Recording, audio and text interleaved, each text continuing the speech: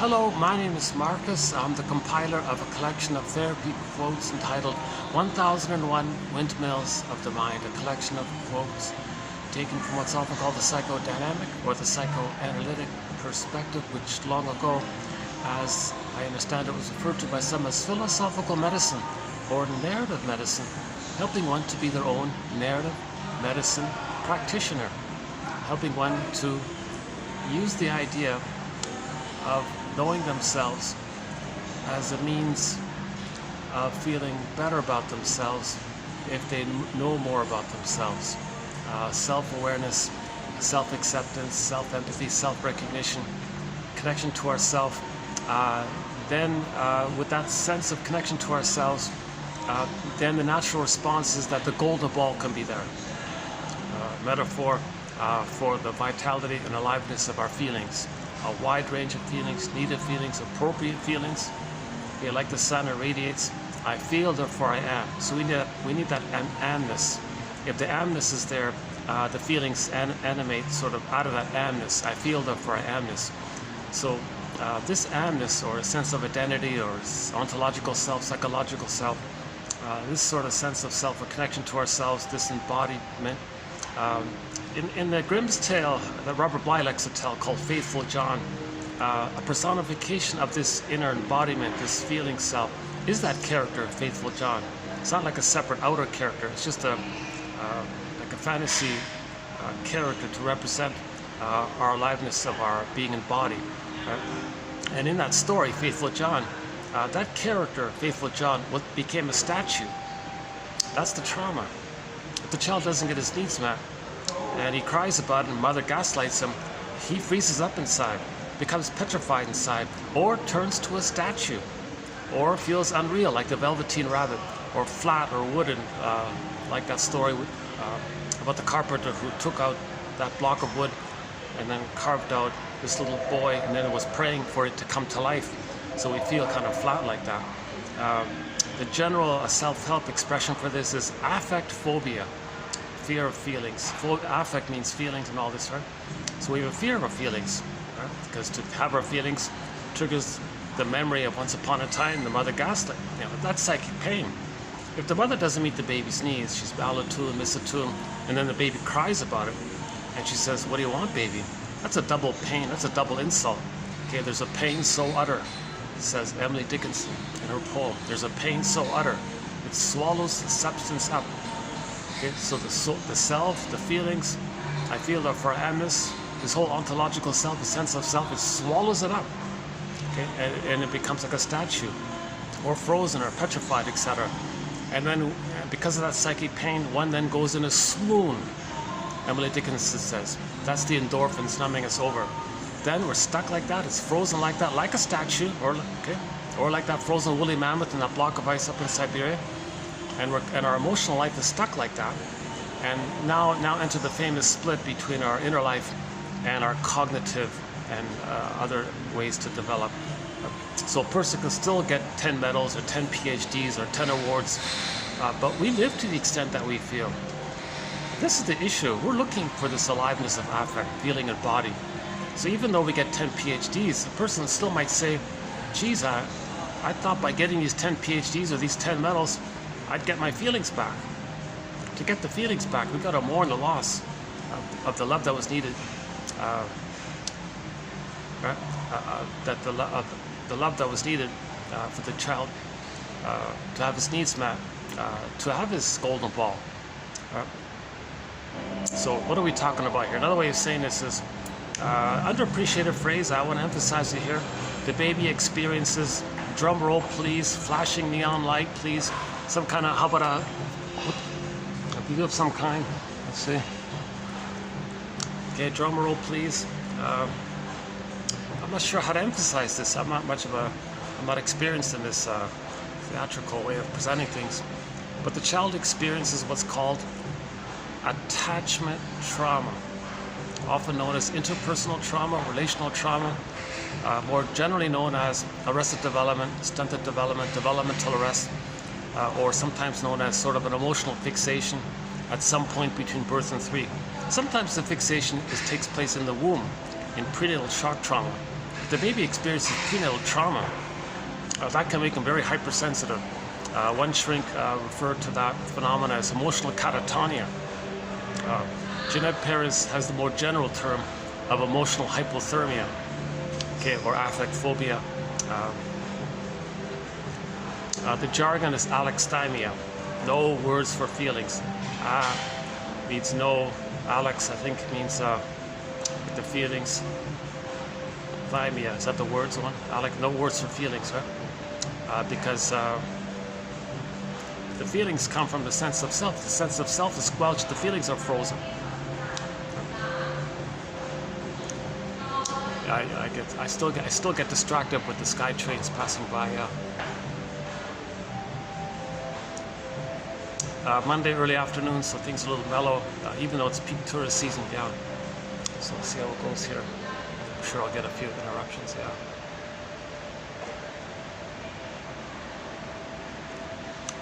Yeah. This video is going to be kind of on the lighter end. Let's see. TQ 2723.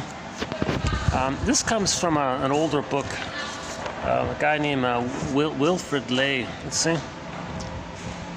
So today we'll be doing TQ 2723 and 1921 or 20, something like that. It's over 100 years old. And so he was just this. He put out 4 books between 1917 and 1923, I think it was, something like that. One is called The Unconscious, and Inner Conflict, The Unconscious and Spirit, The Unconscious and Passion, and The Unconscious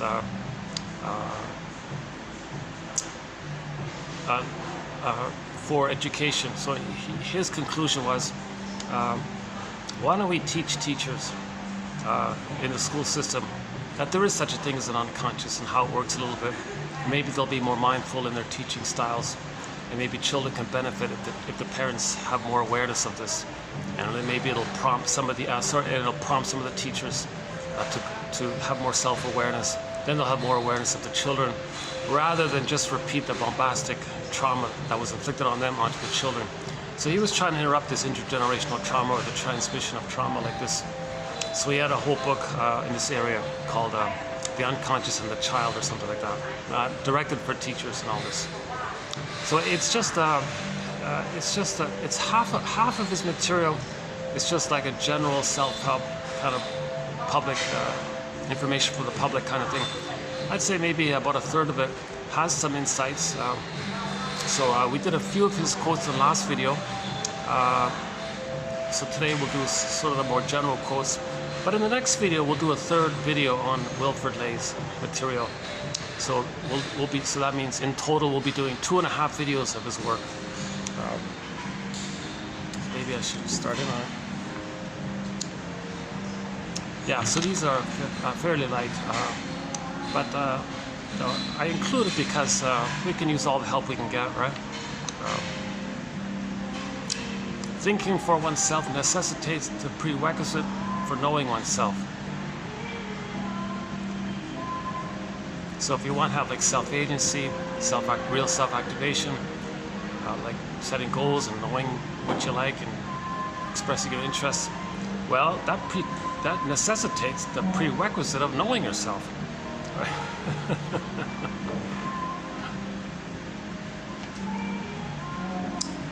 Psychoanalysis made inferences. Psychoanalysis made inferences concerning the unconscious.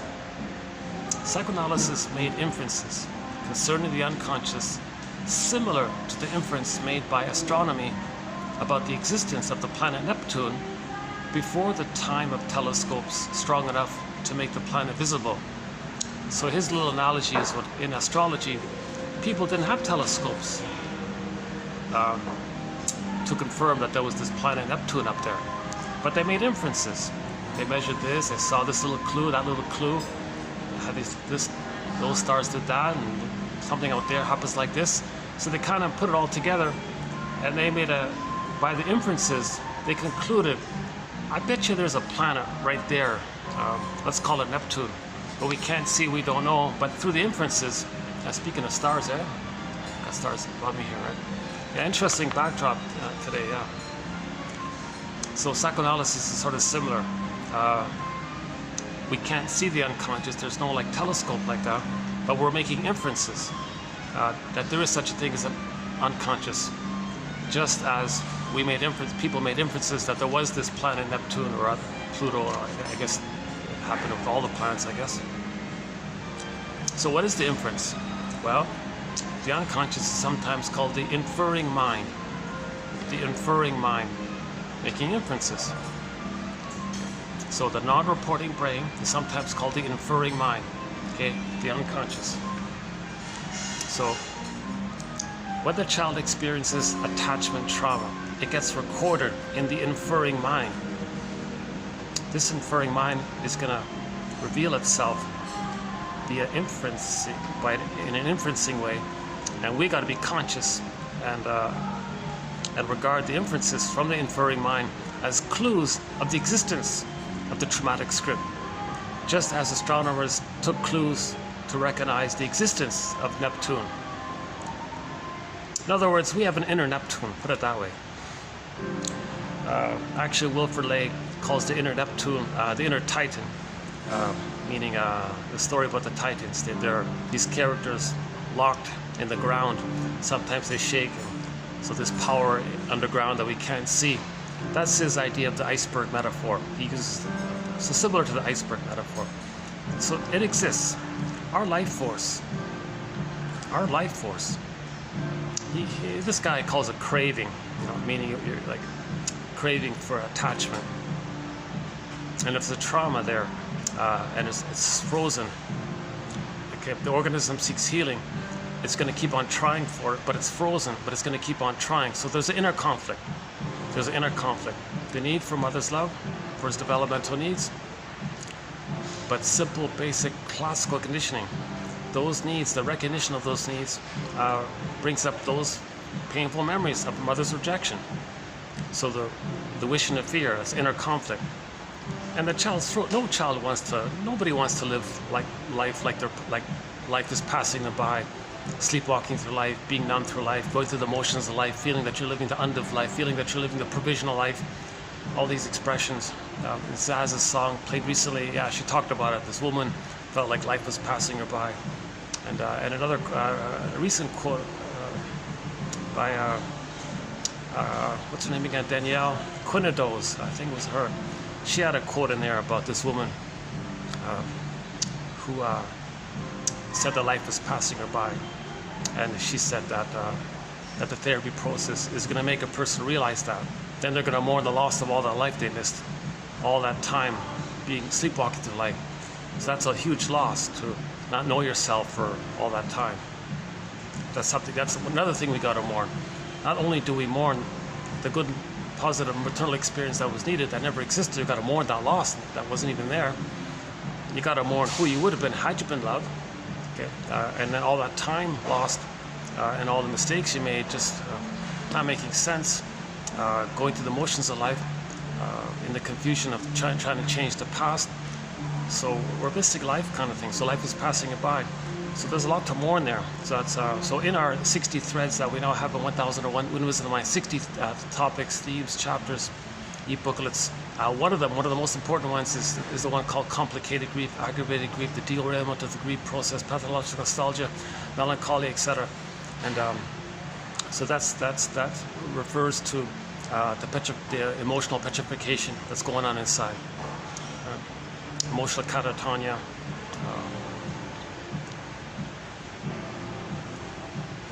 And in myths and fairy tales, when a character turns to a statue, it refers to that. It's a metaphor for inner life. Myths and fairy tales are metaphors for inner life. Myths and fairy tales are true on the inside, not on the outside. Myths and fairy tales describe inner dynamics, psychological dynamics. Myths and fairy tales describe their soul stories, like dreams. Just as dreams come from within, myths and fairy tales are like, they're meant to be treated like dreams. Because the baby thinks in pictures, it's imaginal, things are exaggerated. The baby has, in the beginning, what's called not normal conscious logic. The baby has this Alice in Wonderland kind of logic, sometimes called trance logic. Double think, flip-flops, things displaced, things condensed, there's no time.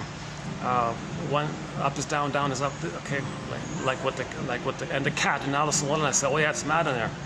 Edmund Burgo, one of our mentors, said to somebody, do you really expect conscious logic to be the same as unconscious logic? So the unconscious logic is, don't even use the word logic for that. The unconscious logic, it's something totally different.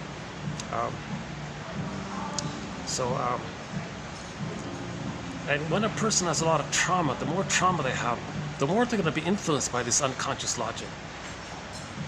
So the various personality patterns that spring about when there's trauma very early on, the more pain and trauma there is, the earlier in earlier times in the child's development, the more they're going to be influenced by this primary process mentation. That's why they believe their lies. That's why they can be rude and think the one they just hurt them. Like they can flip it around and they'll believe it and they're bombastic. They have to believe it. That's a whole area. That's another thread. It's called primary process mentation. Okay, mainly displacement, transference, symbolization, timelessness, doublethink, translogic, the myth and fairy tale world, the Alice in Wonderland world, the Neverland world.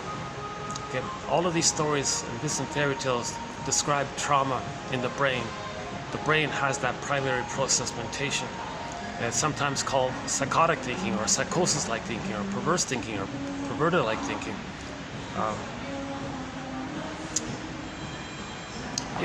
Like for example, the person with the bully pattern. If the mother hurt them and they identify with the aggressor, they want to go through life having an attachment to the mother, connection to the mother, loyalty to the mother. So to do so, they're going to treat others the way the mother treated them, thinking they're being loyal to the mother, treated them that way. Because they're stuck being with the pain of mother hurting them. When there's great pain, the child identifies with the aggressor. They reject themselves by seeing themselves onto others. Seeing themselves onto others, looking at the script that said mother hurt them. In the new situation, they play the shaming mother who hurts them, but they already see themselves onto others. That's called perverse logic. Really, hurting others to replay how your mother had hurt you, somehow magically going to change what happened back in the nursery 20, 50, 180 years, whatever, in the past? Doesn't make sense, right? So that's the perverse thinking. It doesn't make sense. Okay? That doing something negative in the present is somehow going to win your mother's love that was needed back in the nursery. So that kind of false, bizarre, confused, psychotic, psychosis, perverse thinking.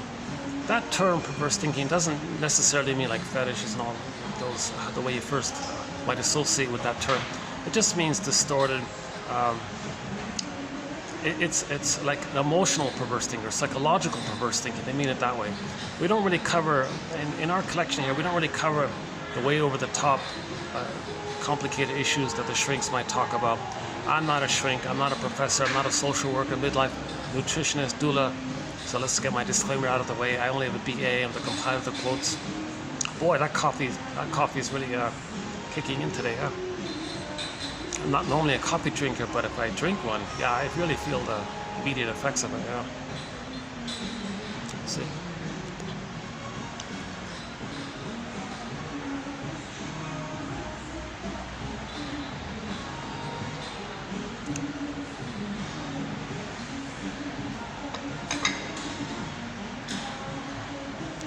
Well, let's enjoy this peaceful time around here while it lasts. Jesus, yeah. Last time I was here a couple of days ago, I was bouncing around constantly because I couldn't find any quiet spots. You know? That's great, yeah.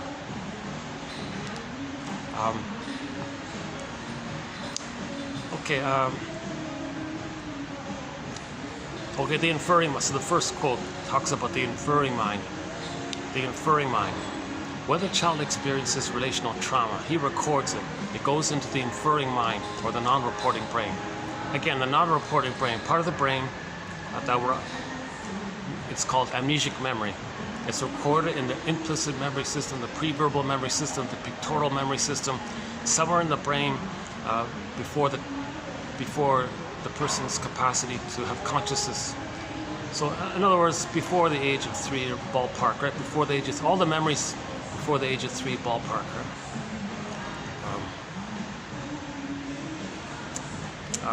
So the child lays down neural pathways modeled on or by the interaction with the mother. Human connections lead to neural connections. The baby's brain is malleable, very tender, very malleable. He's laying down all the neural pathways, all the neural circuitry, okay, like all the cables, so to speak, in his brain, according to the interaction with the mother.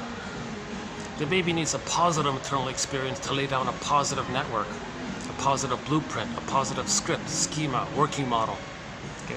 So in normal development, the mother's good enough, the child lays down normal wiring, it's set there. That's his blueprint for life. That's his script for life. He's going to see the world through that lens. Okay. The first world for the mother is the breast mother. He creates like a stencil of the breast mother world in his brain, him and the breast, the relationship between himself and the breast mother, okay, and creates like this stencil. Now if it's a normal interaction, he's going to lay down a normal wiring. So mother loved him, he was loved by the mother. Okay, at the age of 3, the psychic structure as well, he's okay, mother's okay. And that's normal development to go through life like that. Okay. So then he's going to love life and have a conscious ego of his interests, which he expressed. There's pleasure in loving life. So everything's love or a cry for love. Everything's love or a cry for love, says Helman Schulman, is that right? The lady who wrote that famous Miracles book, right?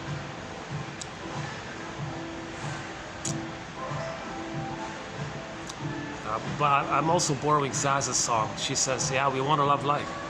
So in normal development, the child develops a conscious ego, a consciousness of their uniqueness. Okay, the Great Spirit makes everything unique. Every tree has a little unique. Every leaf. Can you imagine that? Every leaf that was ever there was unique. Huh? Trillions and trillions of leaves out there. They're all unique. The trillions and gajillions of stars, they're all unique. That's amazing, right? So people are the same. The difference is humans, for humans to enjoy and express their uniqueness and to feel that, they have to be conscious of it to express it through. That's the difference. So that consciousness of our uniqueness, that consciousness doesn't develop when there's childhood trauma. Attachment trauma. Okay, so that conscious ego is submerged and it's frazzled up. That's the scarecrow image in The Wizard of Oz. Okay, with attachment trauma, he loses his heart, so to speak. That's the Tin Man in another place. Now, in trauma, they're separate characters, the Straw Man and the Tin Man. That refers to how in trauma the person can't know the knowledge of why he lost his feelings. You can't know it. To know it, it's too painful, so they're separate like that. The two being separate like that, the person feels disembodied. That's the cowardly lion off in another corner. And Dorothy's like the part of the mind, the part of the psyche that's trying to line things up, heal things up. Or we may simply say, be like Dorothy, try to line up your mind to your heart, and you feel back in your body. But first things first, that frazzled up scarecrow, okay, he's not very strong, right? In the story, he wanted a brain, he wanted knowledge, strength. So he can't know things. It's just like straw, right? So now we can board the children's story. The hungry wolf was easily able to puff and blow down the houses made out of straw and wood, but not the one made out of bricks. The bricks house was a firm ego. Okay, it could house characters in the story, and then the big bad wolf tried to puff the brick's house. He exhausted himself and slank away or disappeared or something. That just simply means that when we have a strong ego, like the brick's house, we recognize that image in the brain of a hungry wolf, a devouring hungry wolf, the mother is not that. The mother is not a hungry wolf. The mother's not a devouring monster that wants to eat the person. The mother's not some scary, frightening animal, creature, monster, or entity that wants to hurt the baby. So a strong ego knows that. When a strong ego recognizes that, the thing, the image disappears, the wolf slinks away, disappears, whatever it is. The Wizard of Oz witch disappears in all this.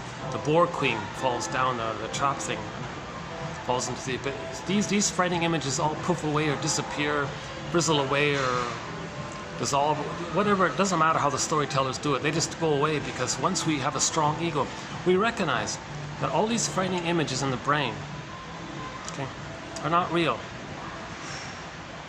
These images are created by the baby himself, as a compromise, as a way to cope with the pain of the mother. It's sort of like a midway compromise. So if the baby's nursing at the good breast, he has his paradise, he's in heaven, everything's okay. But if the breast mother's doing it wrong, miss a tune, okay, first of all, he'd like to flee, but he can't flee. No motor skills, where is he gonna go? He's gonna ask for help. He can't even ask for help if the mother's doing it wrong. So the flight character, the fear stress response quickly gets overwhelmed with the anger.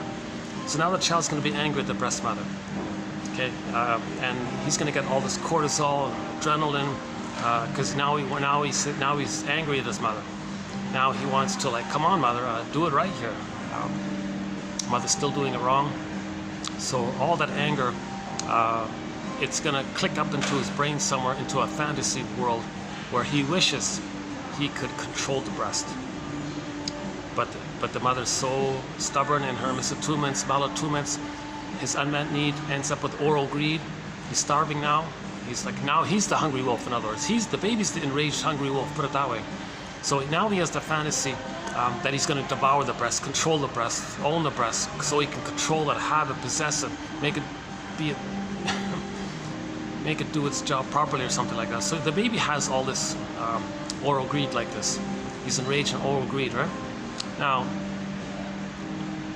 this is too much excitation for the baby's brain. The baby's system cannot handle all that stress hormones. So he's got to protect himself both from the mother and from his own mammalian part of the brain. He's got to protect himself from the mother, the shaming mother, and his own amygdala, actually. So now he's in defensive mode. So he's got to do some kind of maneuvers of the mind, operations of the mind, tricks of the mind, mechanisms of the mind, mental mechanisms, psychic defenses. He's in defensive mode. He's got to protect himself.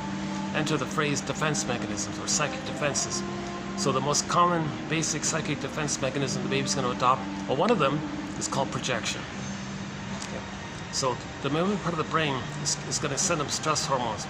The child's saying to his own amygdala, hold up here, I can't handle any more stress hormones. You sent me stress hormones to flee, I couldn't flee. You sent me more stress hormones to fight with the mother. I tried, I had these fantasies. Stop it, I can't take any more stress hormones here. So the child wants to trick his own amygdala. So the child has this idea, what if I trick myself and the amygdala to believe that I don't have feelings and needs?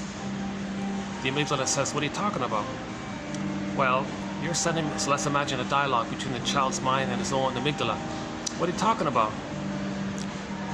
What if you mean well, amygdala, I get it, you mean well, you perceive the danger, you're sending me the stress hormones, you want me to flee, I couldn't flee, so you got even angry and you want me to fight with the mother. I get your positive intention here, but I can't take any more stress hormones, because if you send me more stress hormones, something's gonna go kaput inside.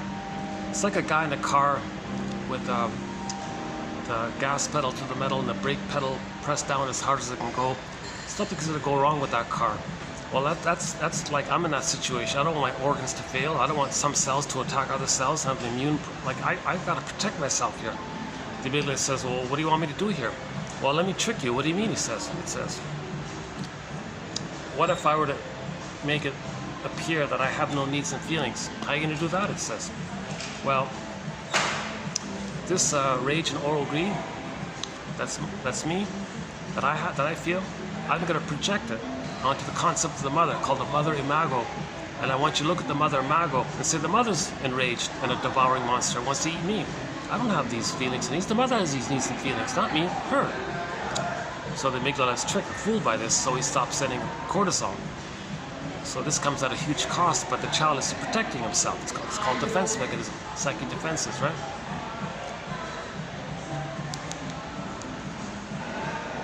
So the baby creates an image of the mother as a devouring monster that wants to eat him. The boar queen, the frightening witch, Hansel and Gretel, which wants to eat the people. In the Odyssey, the Cyclops is eating the people. The Laestagonians are eating the people. All these monsters and scary creatures that are enraged and wants to hurt the protagonist, that refers to the projected elements of the person's mind where he projected his own rage and hungry oral greed onto this mother image. So he started off with a bad breast image. Okay, mother was just a little bit confused, misattuned. Mother doesn't want to hurt the baby. But he's enraged. He has oral greed. Okay, that's too much stress for him. So to not feel all that stress hormones, the trick is he's going to project it. Selective disattention, inward denial that it's there, but when it's denied or pressed like that, it gets projected. So it's a maneuver. It doesn't deny the existence that is within, but when you think someone else has the thing that you're denying, it tricks you to not feel the stress that you would feel if you were to accept what it is. So it's simple, basic projection. Okay, that's one of our threads here is called projection. A lot of people are familiar with it, but I'm confident that if you get the encyclopedia and read the 200 quotes, actually 200 plus quotes on projection, I think one may get a little more awareness of it, I guess.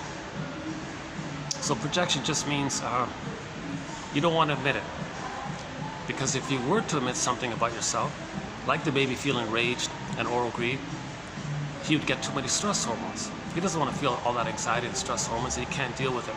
He's got to protect himself. So the trick is he attributes his rage and oral greed onto the mother image. That's called projection, right? So just in general, something about yourself, you feel unmet need, something you wish or did or think or feel or want to do, whatever it is, whatever's going on about yourself, whereby if you were to admit that it belongs to you, it'd bring up all that anxiety. So to not get that anxiety, you keep it denied. When it's denied, it's projected. So projection tells you what you're denying. Projection is a mirror for what you're repressing. Projection is the means of bringing repressed material to consciousness. Laughlin calls it a mirror defense. So it's defensive because it makes you not aware that you have it. At the same time, you're creating this mirror. The thing that you're saying, others feel this, others want this, others did this, they this, they that. No? That's like a mirror to know what you're projecting. Just like a film projector. The film is inside, but you see it on the screen outwardly, and you think outwardly they possess it as a trick to not know that it's within. So the baby's projecting. The baby's very tender. The baby's very vulnerable. So he'll project easily, very quickly, very immediately. So that's the theory. Babies are going to project. So later on, if a person has a strong ego, they may recognize that the greatest hurt of all. At midlife, we may recognize the greatest hurt of all. The truth will upset you free. The greatest hurt of all. Mother failed me. Meaning, mother failed to provide a secure attachment style. Then you gotta kind of be a detective and understand why, what was going on with her. Was she traumatized? Was she replaying her trauma with the fantasy that she can change her past? Okay, and then you gotta be a whole detective and understand her and honor her by understanding her psychology. So we have another major thread on the forgiveness thread. It begins on YouTube with Bruce Springsteen, Independence Day, Toronto. The intro he gives to that song. Is it helpful with the caffeine, with the quick speaking, with the caffeine? See, I'm not a colorful speaker, and I have anxiety when I speak.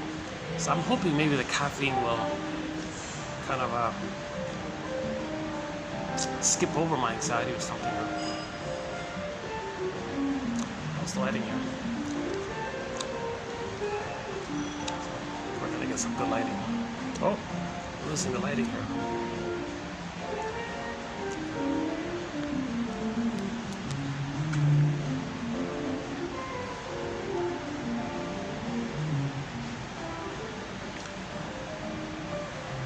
So is that better? Oh, that's better. There we go.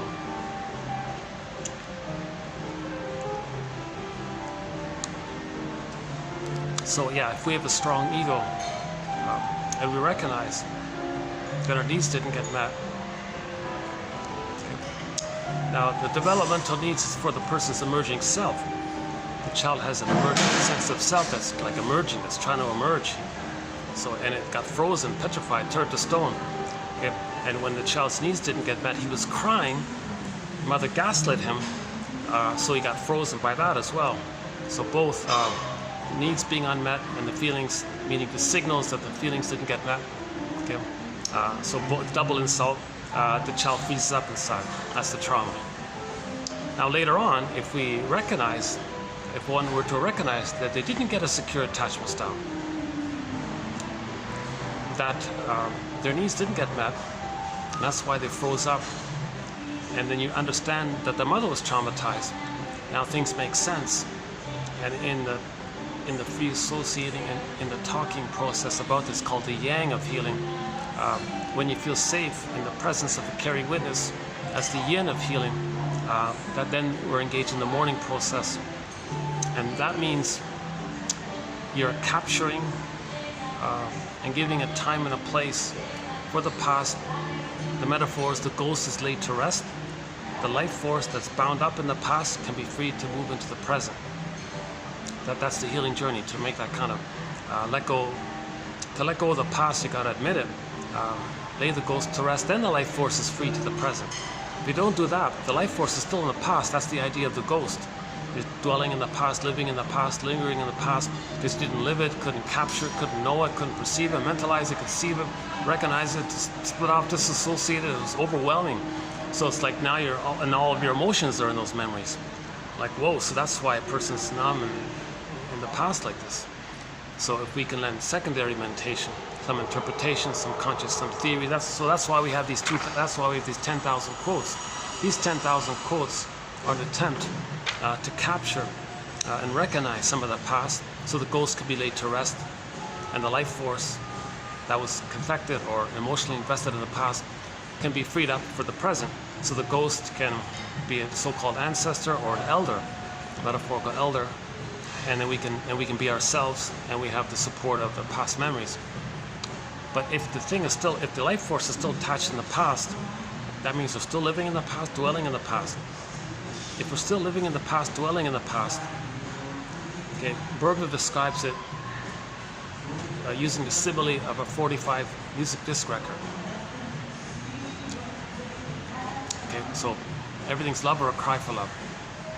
So if the child has developmental trauma, he had a cry for love. Child had developmental needs, weren't met. Cried about it, mother gaslit him, froze up inside, inner conflict. It's repressed. The trauma of all this clicks in to the organism's attempt to heal. Part of evolution is to try to heal when there's a wound. And if that tree gets a wound, it's going to go through some kind of process to try to heal itself, right? Well, people are wounded too. Huh? Our feelings are linked to our bodies. It's all body, mind, it's all one. So if we're wounded somehow, we're going to try to heal. So enter the mechanism known as repetition compulsion. No one's come up with a better phrase. Our lead on this is Paul Libby Russell, TQ 2119. Good key pillar quote in our collection is TQ 2119 up to 2119 to 2129 roughly. Anyways, the Paul Libby Russell quotes. We did some excellent quotes from him. I think he's the author that really clarified this concept of repetition compulsion. He says, think of them as synonymous. Think of those two terms as synonymous. Okay, so back to Bergler's simile. Neurosis is the perpetuation of an inner conflict that's repressed. The inner conflict. He had these needs. So the child's basic need is for a, drum roll please, a secure attachment style. The child had a need, a developmental need, for a psychological birth, for a so-called individuation, of knowing himself at the age of 3. He needed a secure attachment style. So let's pause here. A secure attachment style means the child has needs from birth to 3.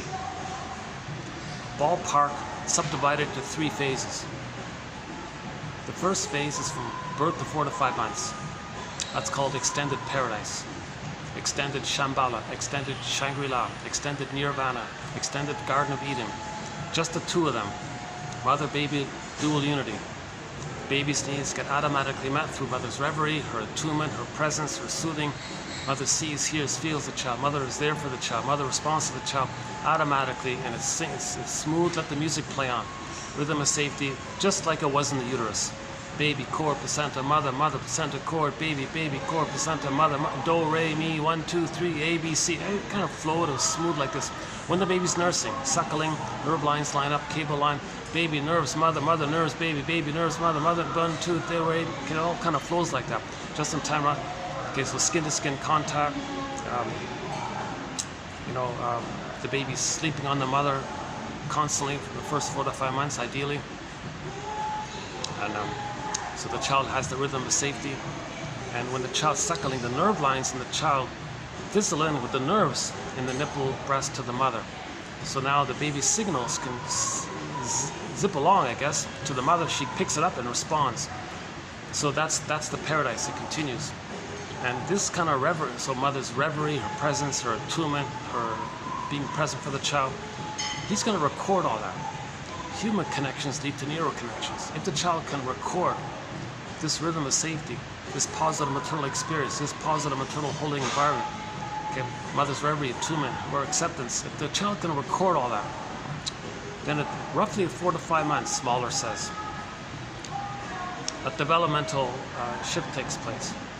That oneness, that indifferentiation, that fusion, that unico mystica, that symbiosis, okay, this stage of baby and the mother are it's all blurred up psychologically. Okay, so just the 2 of them. Out of that fusional, like a baby cloud blurred in with a bigger cloud, and the baby cloud thinks the bigger cloud is him. He doesn't know where he begins and ends, where the mother begins and ends. So it's just kind of that's called infantile megalomania, narcissism, glorified self, idealized self, etc. So it's sort of a continuation of the uterus life. In the extended metaphorical social womb life, it sort of continues like that. It's preparing to hatch out. So it's like so there's 2 hatchings: the biological birth, and then for the psychological birth, he's got to enter this metaphorical psychological egg called the extended social interpersonal womb. So let's assume the child gets his needs met during the first 4 to 5 months. He feels safe enough, loved enough, seen enough, accepted enough, not scared of his mother, not terrified of his mother. If he's terrified of his mother, he can't leave her. He's got to cling to her. He's really clinging to her.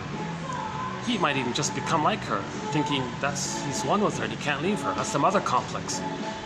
We don't want the child to have a mother complex, or he never knows himself. He'll be very angry and bitter the rest of his life. He'll become an injustice collector or a grievance collector. They think to this hate, greed, envy, envy, spite. They think it'll be quite negative like this. Never mind whatever pseudo charms or tricks he can pull off. But underneath, he'll be quite angry if he didn't get the love to know himself. In the Disney film Inside Out, this is seen when joy and sadness got zooped away and mainly anger is at the console. Okay, let's pause here. The Disney film, 2015 Disney film Inside Out, when joy and sadness got zooped away, we saw it was mainly fear, anger, and disgust. Now, as mentioned earlier, the fear character easily gets overwhelmed. The child would first like to flee from the mother. Get out. The amygdala says to the baby, get out of here, flee, your mother's hurting you, she's dangerous, get out of here, she's gaslighting you, what a threatening, scary mother she is, run, get out of here. The baby, where can he go? He's cornered, so to speak. So then the fear then it goes into the anger phase. The anger turns into the rage phase. So this rage that the baby feels, okay, is in response to joy and sadness getting zooped away. But why did joy and sadness get zooped away? Joy and sadness got zooped away, the feeling self, the golden block got zooped away, because the needs for a secure attachment style weren't met. Okay, just keep FN in mind. FN, feelings and needs. Okay, so very simple link there, but underappreciated. If needs are met, and just in broad general terms, if needs are met, we feel pleasant. If needs are unmet, we feel distressed and all this. So the baby had a need for a secure attachment style. Those needs were met. Joy and sadness zipped away. Anger was at the console. So anger is there because of the unmet need for a secure attachment style. So it's no use going to a self-help seminar and the con lady or the con man or whatever wants to take your money, says, well, here, beat a pillow. Well, the goal is consciousness. Why is a person angry? It's not about beating the pillow that you're angry. We get that. Why is a person angry? Well, shall I compare thee to an onion? The person's angry. Again, Disney film Inside Out. The person's angry because joy and sadness got zooped away. We saw it in there. When joy and sadness went up that tube, whoop, they went up that tube there. It twirled around, went into the brain, non-reporting brain, lost in the dark forest, unconscious dark forest. So joy and sadness is not available. All that's available is the anger character. So now, underneath it, why did joy and sadness get zooped away? Because the underlying need for the security wasn't met. The secure attachment style wasn't met. So to address issues of anger, one's got to focus on attachment theory. Okay, calling Dr. Bowlby. I just saw one article. He used the metaphor that whenever he wanted some help, he imagined he's in the hospital, paging Dr. Freud, paging Dr. Freud, paging Dr. Bowlby, paging Dr. Bowlby, help, come on.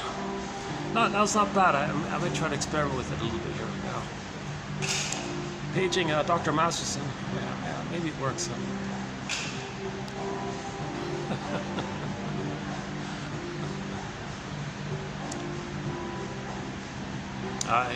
He didn't say it directly. At least I don't. Although the inference is obvious. He was imagining the whole planet is like a hospital, and paging Dr. So, paging Dr. Freud.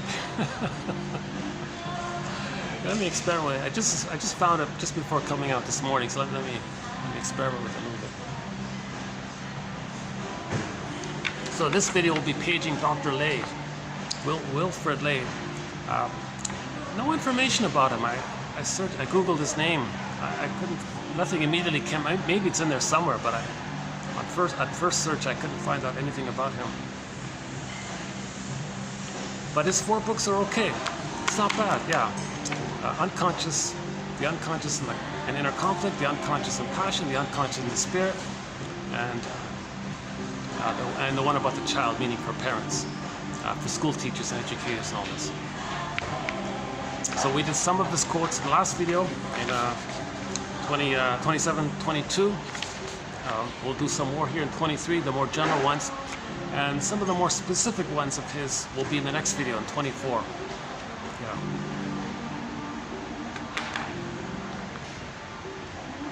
In the last video, he had the metaphor of the stars, right? He said if you look in the sky, you might see some stars like that, right? But what if you had better vision? Let's say you had better vision. You might see more stars. Let's say you had even more better vision. You might see like just all stars, like more stars. Finally then you see no blackness, just all the stars. He says imagine that inwardly. We need inner vision, night vision, to see some of the stars. So these quotes are giving us night vision to see the inner elements, psychological elements in the unconscious, shadow, dark. We need night vision to see the stars within, right? The elements within, the sparkling life force within that's repressed. The golden balls in there. Oh my God, the sun is buried in the unconscious. So we need a lot of night vision to bring up the sun, bring up the sun. Iron John. He tells 2 stories of John's, Iron John and the Faithful John. In the Faithful John story, the image of getting back the embodiment was the character was in the forest. Things were still. The Firebird landed. He jumped on the back of the Firebird. The feathers were flying around. He flew, zooped up the fire. That was like getting back his embodiment, his feelings. Robert Bly's interpretation was that he faced enough self-awareness, and he felt safe, and had a strong ego to accept his feelings. So the Firebird came in. When you get enough knowledge and consciousness, your feelings will come in. Okay, so our main quote for this is from the poet, or one poet who says, psychoanalysis looks for an egg, or the Firebird in the egg, in a basket, but the Firebird's in an egg. but the egg is in a basket that's missing. So let's tweak this quote. So the original quote is, psychoanalysis looks for an egg in a basket that's missing. Let's update it. Psychoanalysis looks for an egg with the firebird in it, with the baby firebird in it.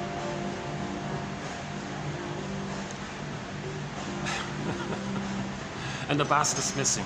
So first we gotta weave this basket. So to that end, we now have 10,000 little threads to weave this basket. So 1001 Windmills of the Mind offers 10,000 quotes. Okay, 2,000 pages like this, single spaced, 2,000 pages. To do it by print on demand is very expensive. I looked into it, oh my God, several $100s. Ironically, you can get this massive encyclopedia of insights. It's the best thing out there in this area for the price of a copy. Can you believe it? I don't mean to sound like a used car salesman. I don't know how to convey this fully. So we have to distribute this encyclopedia of insights. I first did it with a GoFundMe page, but that's limited to where you are and where your phone number is. So I now have to switch to the coffee page. So the link is below. It's buymeacoffee.com/psychoanalysis. €4. €4. And on your iPhone, you can have a lifelong companion of 10,000 advanced self-help quotes, mostly from the shrinks, okay, and some from self-help authors, and even some from psychologically minded TV show and film quotes. Some poems, a few poems and fun stuff in there as well. To give you an idea about the quality of the quotes, go to $25.99. We have 11 quotes from the classic TV show Route 66. That's part of our TV show quotes. We did a 5-video special run on transference love, puppy love, infatuation, falling in love, romantic love, this whole love at first sight issue. There's a link to it on the coffee page. 7 videos on greed, interesting one. All of the major defense mechanisms are covered. Projective identification with the aggressor, the issue of symbiosis, negative magic gesture, rationalization, and several others. All of the major personality patterns that spring about depending on where the trauma takes place between birth and 3. Okay, several take place before 18 months and others take place post 18 months, before 36 months. Okay, we have a whole discussion of psychoanalysis of prejudice, psychoanalysis of religion, interpretations of myths and fairy tales. It's a rich, in-depth collection, and we're adding new material all the time. And let me be clear. Since I'm not a shrink, the benefit is you're not going to get some convoluted, obscure jargon, confused about what it means, what it might not mean or should mean, or what are they quibbling about. You know, I avoided all that. Why bother spread that?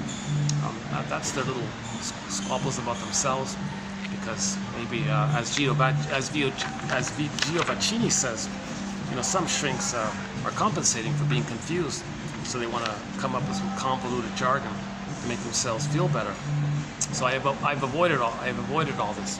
So, for example, there's no Freud because of the convoluted English translation. On the rare exception, if a German author who writes English and as a German speaker says that Freud said such and such, fine, I'll include it. No Jung and Lacan because of the convoluted jargon. Kohut, Adler, a lot of these guys, a lot of these big names, we don't have it. We have these quotes come from authors who, as I can see them to be, meet Grice's criteria for communication: relevance, manner, quantity, and quality. So the quality, of course, is subjective based on where a person's at. Which quote will be relevant for them based on where they're at. But in general, if 1 out of 10 quotes can make a person go aha a little bit, I would personally subjectively consider that of quality. If out of 10 quotes 1 goes, oh okay, oh I get it now, I would say that's quality. If 1 out of 10 quotes give you a little, whoa, yeah, okay, I feel so, yeah, that makes sense. Personally, I think that's quality, 1 out of 10. Quantity. These quotes aren't too long, not too short, not too long. You know, sometimes 1 or 2 sentences on average. So very manageable. They're all relevant to the topic at hand, to weave a basket so that we can find that egg with the firebird in it.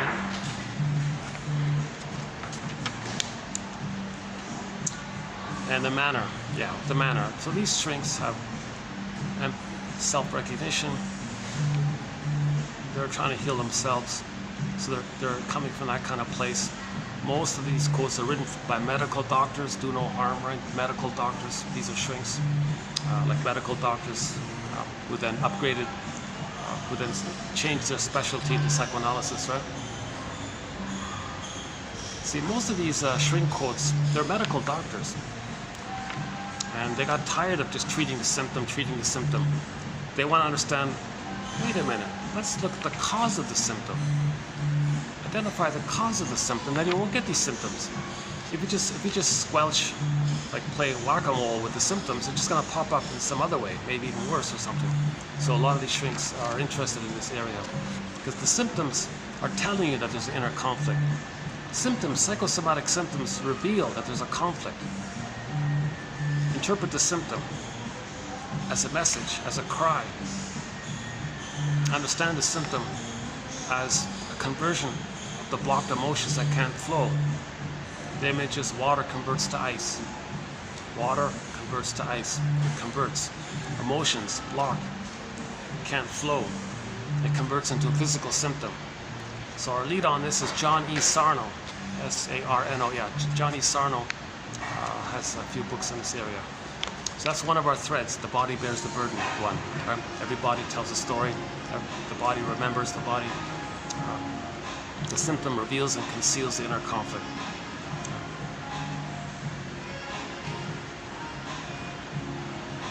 Oh, this is great, eh? Oh, this is very rare. Oh, this is awesome. I love it here on Mondays now. But sometimes I come here on Mondays. I can't do it. Look at this. Oh wow.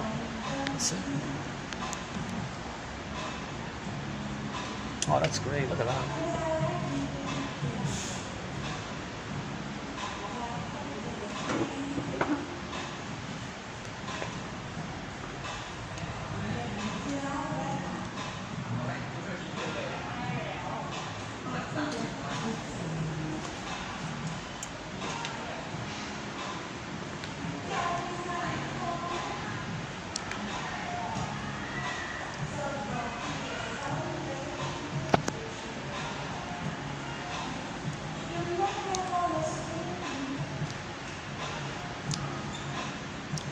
Yeah, luckily, none of this techno music is copyrighted, so we're okay here. In some hotels, okay, never mind. Oh, just a quick note here. If by chance somebody's watching a video and you notice like a skip, like a 4-minute skip or something, it's because there was music playing in the background that was copyrighted. And YouTube said you had to agree to trim out that section with the music playing. So in some videos you'll notice this little jump like that. Sometimes they give you the option to just mute the music and the speaking can remain. Sometimes you have to clip out the whole thing. Oh my God, if I ever hear Dolly Parton, I'm going to stop talking. They always, most Dolly Parton songs for some reason are blocked.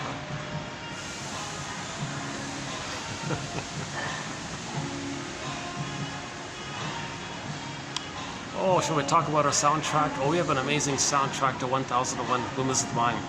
Lots of classic rock, folk, world music, some great world music. I'm trying to get songs from all around the world. Recently we added a song, an instrumental from, what's his name? Paul Dinatar, called Ice Queen. Elton Gun from Turkey.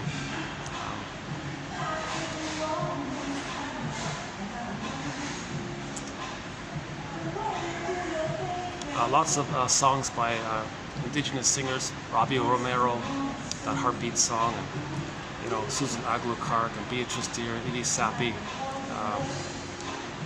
Jenny Luzon's song, Eastern Owl, and Kalo Lynn Johnson has a song called Gentle Warrior, Mi'kmaq singer. Oh, Willie Dunn, several Mi'kmaq singer, several of his songs. Willie Mitchell, the one who sings Call of the Moose. Birch Bark Letter, and several others. Brian Andre, a lot of great songs from Brian Andre, Cashton, Claude McKenzie mainly, and Kelly Fraser. Sylvie Bernard has one song in there. I think she's a Métis, Sylvie Bernard, and a few others, yeah. Elizabeth Grunner does our lead opera singers, Elizabeth Brunner. She does Solvig's song. When we do the Peer Gynt story, we play Solvig is what Echo was in the Narcissus myth. Solvig is for the Peer Gynt myth. Yeah, okay, I could spend an hour talking about the soundtrack. It's a fun. When I finally find a nice room, I'm going to bring in the good speaker, the laptop, and blare some nice songs.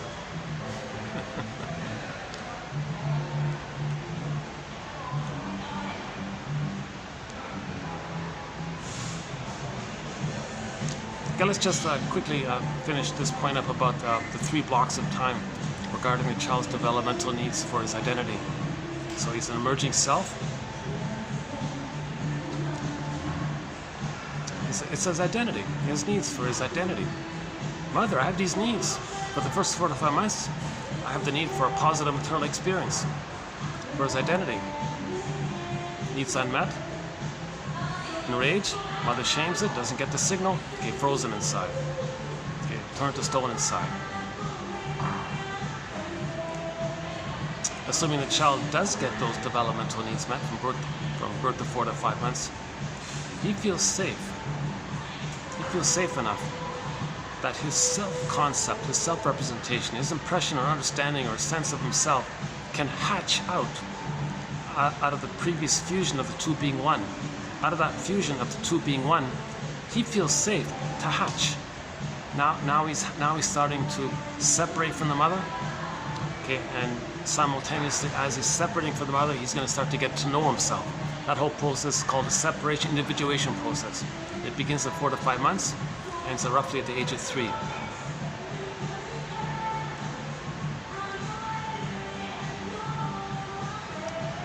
Oh. No, I don't recognize it. Okay. That song reminded me of I Will Survive, right? That's not it, yeah. Okay. Yeah, that's a good song, right? The Glee, yeah, we included Gloria Gaynor's I Will Survive. And the Glee TV show, does like a combo song called I Will Survive plus Survivor as a combo, like a melody kind of thing. So we have 3 songs from the Glee show. That I Will Survive one, More Than a Feeling, yeah.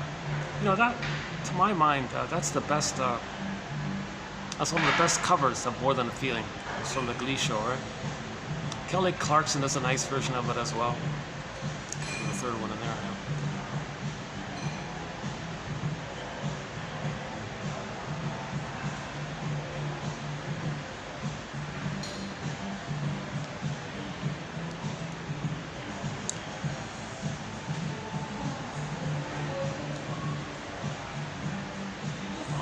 This is great. This is a rare treat to have it straight like this. Last time I was here, every 5 minutes I was bouncing around different floors.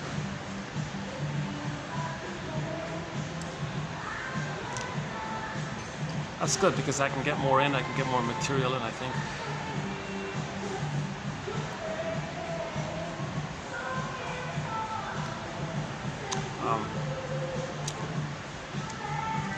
See, regarding that first 4 to 5 months, if the child doesn't get those needs met, number one, he doesn't separate from the mother. The pain around that causes him to reject himself, means he's going to see it onto others. So his unloved, shame self, he'll say others are no good. He'll take refuge, and in the regressed belief, he'll regress psychologically in terms of the self-identity to the time in the uterus when he was a little god. That's called infantile megalomania, egocentricity, narcissism, glorified self, idealized self, the ego ideal, where in the uterus he thought it was all him, everything was for him. He was the center of the universe, he was the whole universe, everything was for him, it was just him. Needs automatically met, self-sufficient, unconditional, hallucinatory omnipotence. His needs got met automatically. Is he like a god or a king or a magician? And he's got his golden ball, all that power. He's alive, he's in paradise. So he takes refuge in that self-concept. That's all for him, everything's about him. Right? Sound familiar? Narcissism pattern. And it's a little addictive. Hence the narcissistic psychology issue is named after that little white flower that gives people illusions. And it feels, and the baby is in a blissful feeling when he's one with the mother. Okay? He has oceanic feeling, oceanic oneness, oceanic bliss. You know, don't be confused by that follow your bliss. He means it in a different way. But it can easily be misunderstood. You mean follow your narcissism? That bliss? The oceanic?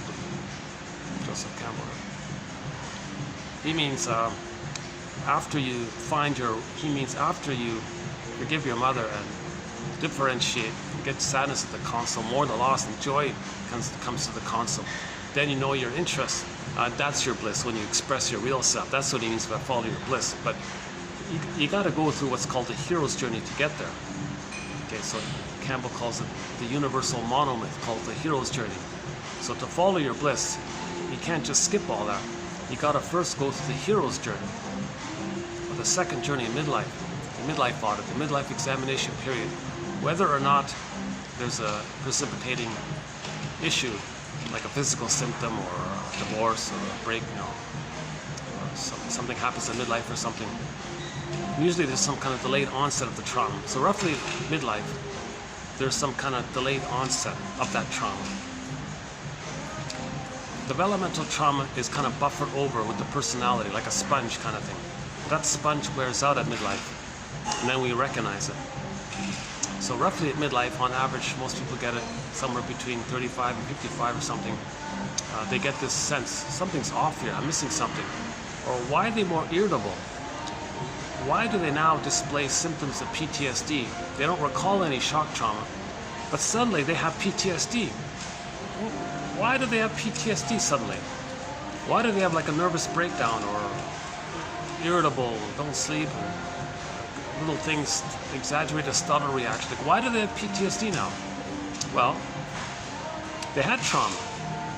The PTSD was hidden. The personality sponged it down. Then in midlife, on average, it comes up. The personality wears out, so to speak. The sponge dries up, I guess. Then it's revealed. That's called the delayed onset of the PTSD. We don't really deal with situational traumas that reveal the immediate PTSD. But in developmental trauma, there is PTSD. Developmental trauma is still a trauma. When there's trauma, there's going to be PTSD.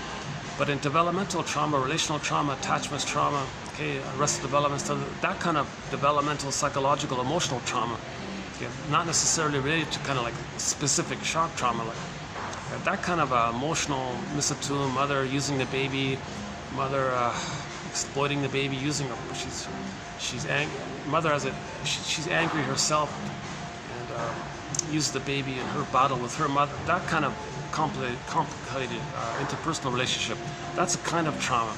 But the child develops coping strategies to buffer it, a personality structure to kind of hide all of it, a set of defense mechanisms.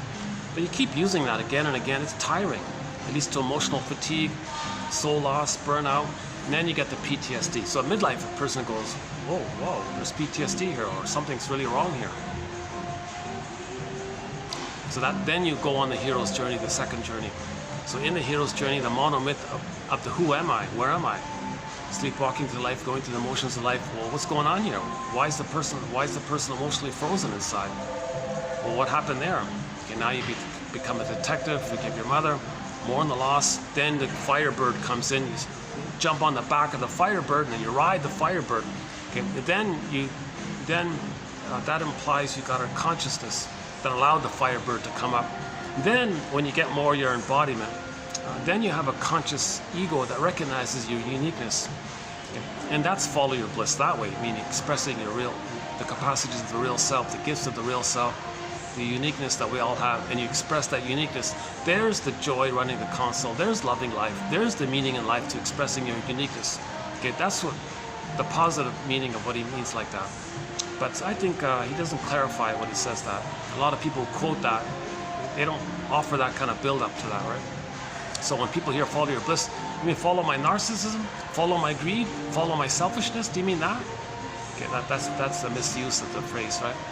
That's why, yeah, Giovacchini makes a point here.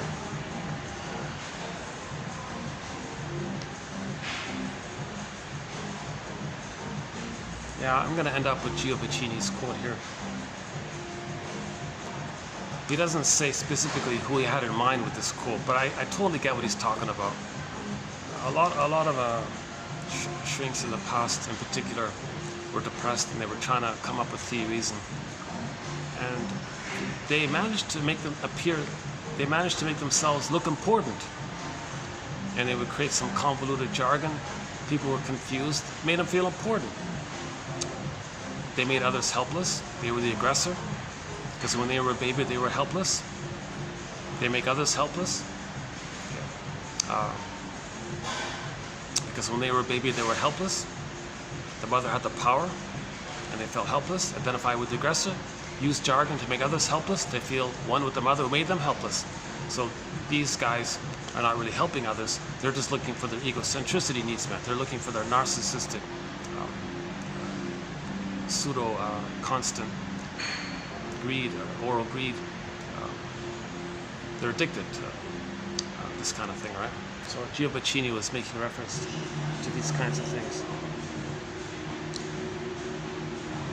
So in other words, some analysts are stuck in a narcissistic pattern, some analysts have the schizoid pattern, and they didn't really fully honestly do the therapy process, especially early on in the 20s and all that. But they were struggling, but they wrote books. But those books, we kind of brush them off now, right?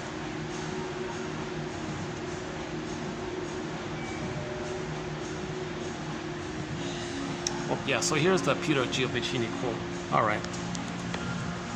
So he makes a good point here. I'm glad somebody said it. Many analysts have narcissistic problems that lead to unconscious but profound feelings of inadequacy.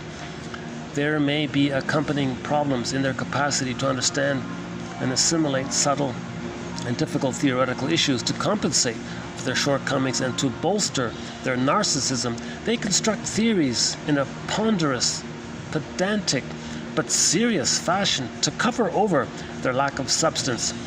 I'm not referring to any particular system, but I suggest that the reader pick up a prestigious psychoanalytic journal, open it at random, and pick out a sentence. Chances are that after the sentence is parsed and then put in simpler words, it'll make no sense.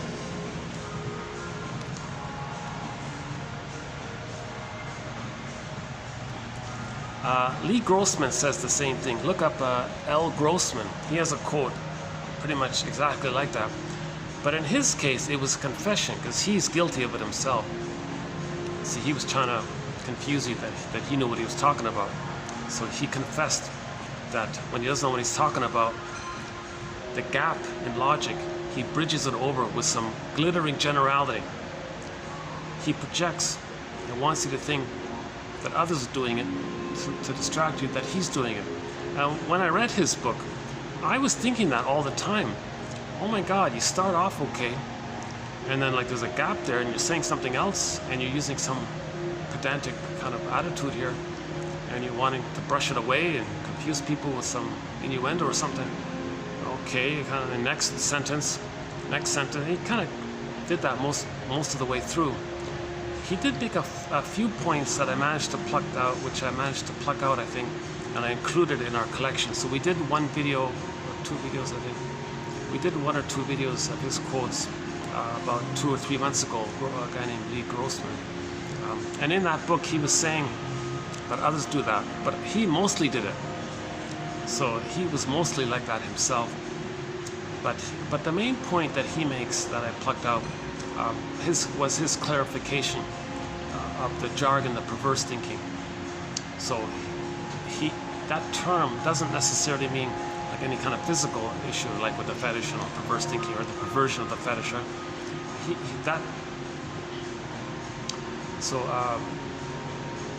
For this topic, I've been borrowing the movie Claire's Knee, a French movie called Claire's Knee.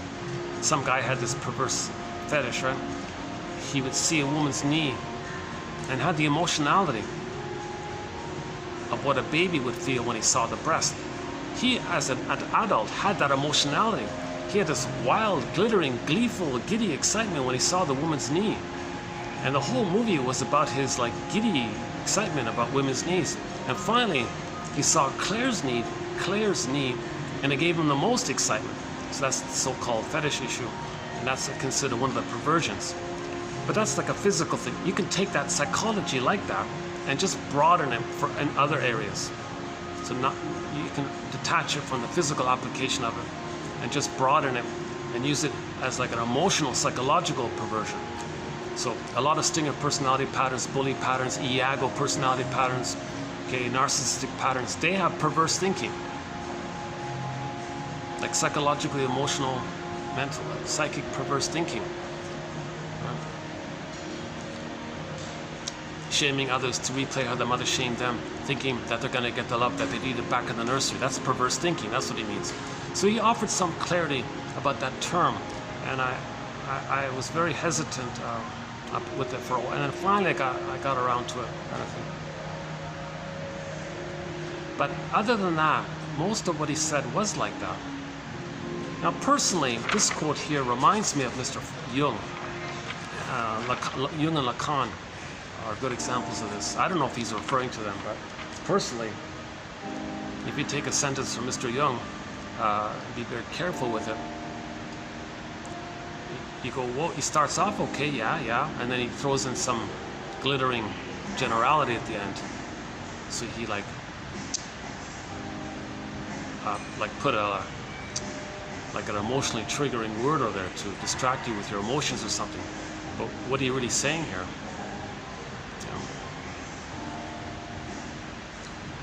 So in other words, some analysts are more in it for the glory of their narcissism. But the ultimate irony of it all is these guys, these three main guys, Jung, Lacan, and Freud, or Freud, Jung, and Lacan, they've inspired thousands of people to look into this. So thankfully, we've had 10,000 or whatever people look into this and kind of clarify and discuss it and ramble, hash it out or whatever. So nowadays, things are clearing up a little bit. So thanks to Karen Horney, James F. Masterson, Althea Horner, James Grotstein, recently covered Grotstein, very good. Okay, Thomas Ogden, thanks to him. Edmund Bergler, and many others. So those are the quotes that we're plucking from. So most of the authors, prior to the 30s, we don't really have them. Just a few.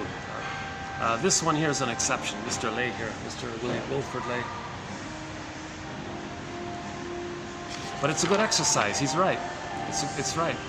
But I suggest that the reader pick up a prestigious journal, open it at random, and pick out a sentence. Chances are that after the sentence is parsed and then put in simpler words, it'll make no sense. He's so right. He's so right. I agree with this. I feel this personally. I've waded through. I skimmed and scanned and waded. Oh boy, this author's really just grasping and struggling. He's lost. He's grabbing straws or something. Wanting to look important in the process, so he just gets a secondary gain of people admiring him because he has an advanced vocabulary or 10 PhDs. But is it helping anybody? Is it anything useful? Do you remember it? You're just relieved to throw the book away or put it aside, kind of thing, right? Now some books like grab your attention. Oh my God, yeah, this is gripping. Like I'm learning something here. Grostein's a bit like that. Ogden's like that. Masterson for sure. Karen Horney, oh my God, very empathetic in her writing. Aletha Horner. Oh, sorry, I keep saying Aletha. Althea, pardon me. Althea Horner. Very good author. Dorothea MacArthur, a little bit. John Steiner, a little bit. Guntrip, a little bit. Laughlin, okay.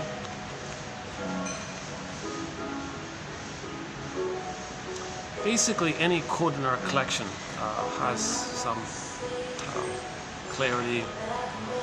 Again, the quotes in our collection meet Grice's criteria. Do you learn? Is it clear? That's quality and relevance, manner, friendliness, quantity, not too long, not too short. So these quotes are like that. I've avoided the types of quotes that he's talking about here. No way I'm going to enter into Lacan and Jung. Forget that. Jesus.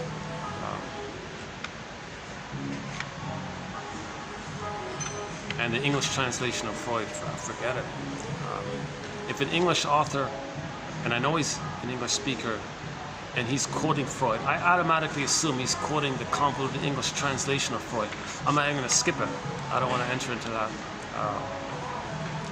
swamp kind of thing, right? But this Lay guy, Wilfred Lay,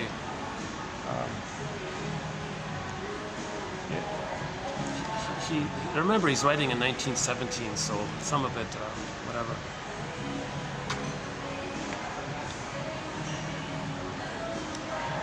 But he was talking to the public, right? The general public. Psychoanalysis made inferences concerning, oh, hang on, the developmental needs. Let's finish up this point. If the child doesn't get the first 4 to 5 months met, his developmental needs for the first 4 to 5 months, the positive maternal experience or reverie, mother's attunement, okay? If the mother sees the child, he can see himself. Hear, feel, soothe, he can soothe himself. What the mother does to the child, the memories in, he can do to himself. Okay? He creates a template, a schema, a script. He treats himself the way his mother treated him. Okay? The famous self-help quote, children need your presence. Not your presence. So the babies need mother's presence. She has to want to be a mother emotionally, not just physically there. Not just give the baby a bottle and she doesn't care about the baby. Baby needs mother's presence. Then he can be present to himself. If the mother's indifferent to the baby, he'll feel kind of indifferent to himself or numb to himself. Okay, the bottle and schedule can do that. So again, barring emergencies, special exceptions or whatever, the baby should be fed normally, naturally, the way it's been done for bajillions of years, right? Naturally. Baby comes out, he looks for the nipple, he latches, suckles, nerves line up, all is good. Paradise continues. If the baby's nursing with the rubber nipple,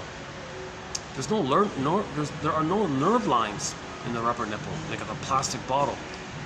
The first mother is like a statue, like a plastic glass bottle rubber. That's the mother. And he may kind of like identify with that, internalize that. Now the mother is like this stone-like thing or something. And he's enraged at it. So now he's got this enraged stone-like creature or something.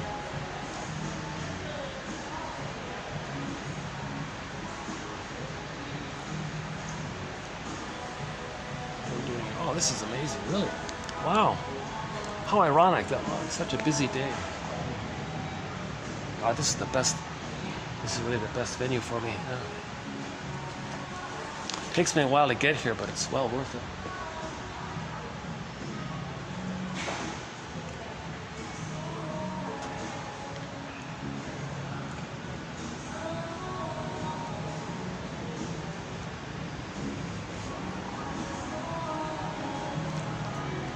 Hey, now that the sun is, maybe I can sit here.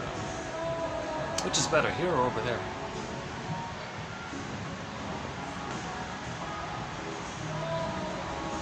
How's the battery? Let's see, hold on a second. Oh no! Hang on a sec, let's check the battery. Let's see, 80. Gotta keep an eye on this battery.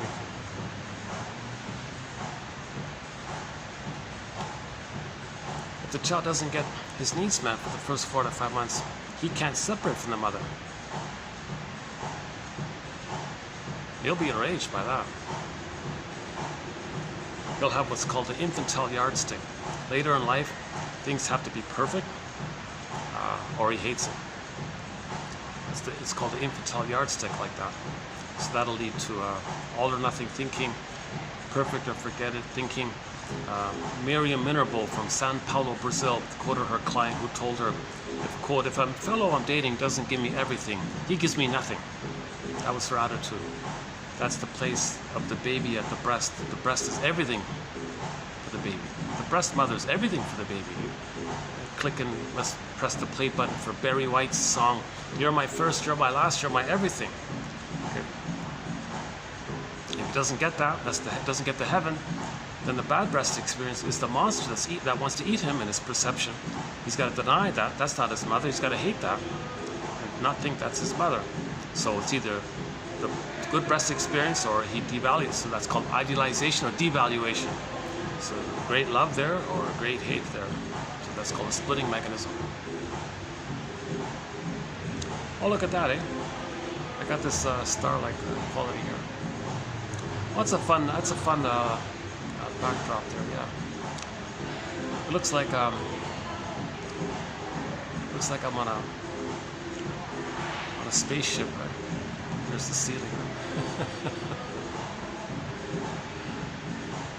We're traveling into inner space. We're looking at inner space. We need night vision.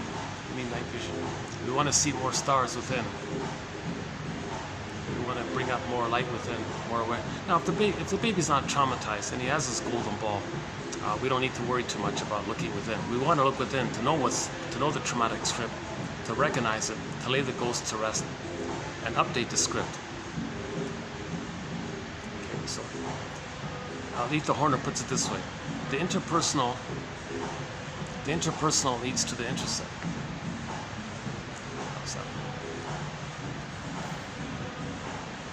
Let's wait a minute. The interpersonal leads to the intrapsychic, which then expresses, reveals, shows itself interpersonally later on in the repetition compulsion of what caused it, the grand fantasy that we can change it. So we're going to reveal it in the repetition of what caused it, because we're still in the past. We transfer the past to the present, reenacting what happened in the past and the present reveals it. That's the inferring mind. That's the inference.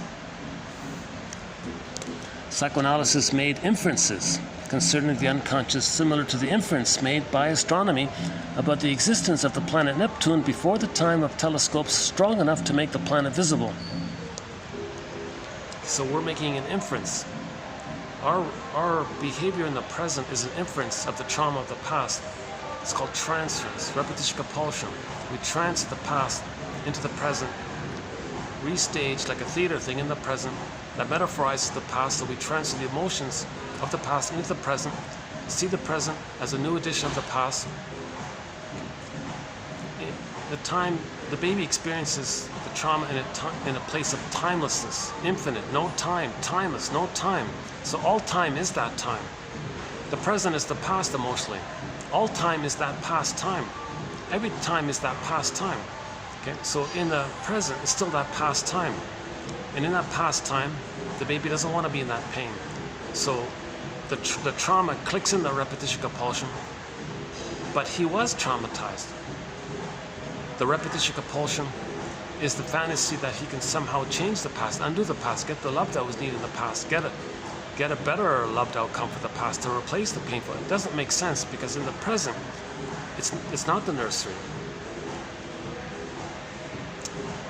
Nobody in the present can be the good breast mother that was needed back in the nursery. No time machines. But we repeat the thing as an inference to know the past. That's the inference. The fact that we are repeating is an inference that there's trauma. Repetition compulsion is an inference that maybe there's trauma. Why are we repeating? What do we want? What are we trying to get that we didn't get? That's an inference that there's trauma. Trauma means there's a recording, there's a memory called amnesic memory. The memory's there, but we're not aware of it. So one approximate phrase is amnesic memory. One person says that repetition compulsion is experimental remembrance, experimental remembering. We're trying to remember. We're searching for memory.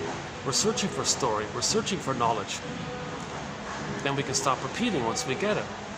We repeat because we don't have narrative. Don't have story. Because we don't have story, the story is like the basket to hold the golden ball. We don't have the basket. We repeat to weave a basket to get the story so the golden ball can come in, the firebird can come in, get the gold, get our vitality, our embodiment, our feelings into ourselves. I feel if I am. Okay, then joy runs the console. That's what we're trying to get. We repeat because we're looking to get joy at the console. We repeat because we lost joy. Joy got zooped away. Okay? We repeat because joy got zooped away. We repeat and search for joy and sadness. When we can weave a basket to get joy and sadness back, in the Disney film Inside Out, joy and sadness did return back to the console, and then sadness is first. Okay? We mourn the loss, then sadness and joy can swap seats, and joy can run the console. So we are repeating to ultimately get joy back at the console, because that's the normal animating emotion for a human being, is that joy runs the console.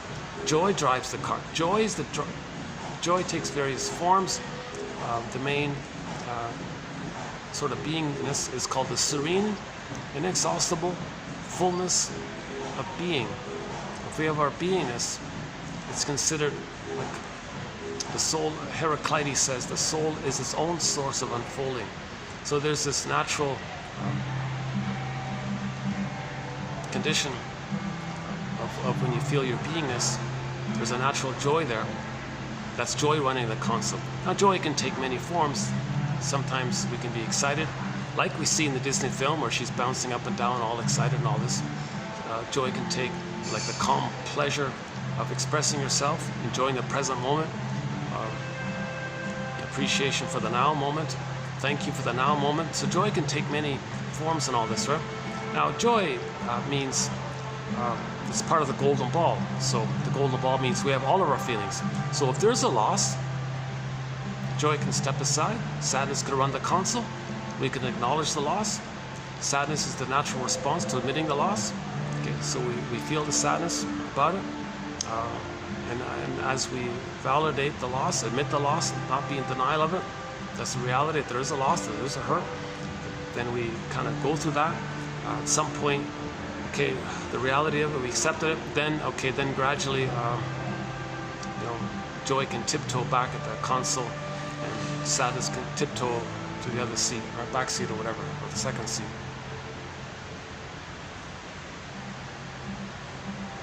And then joy runs the console again, and we can love life again, because we express our life force in the present. But if our life force is bound up with the past memories, you see, the psychic structure needed to mourn a loss, to accept a loss, is what's called differentiation. If you don't have a sense of self, there's no you to feel sad.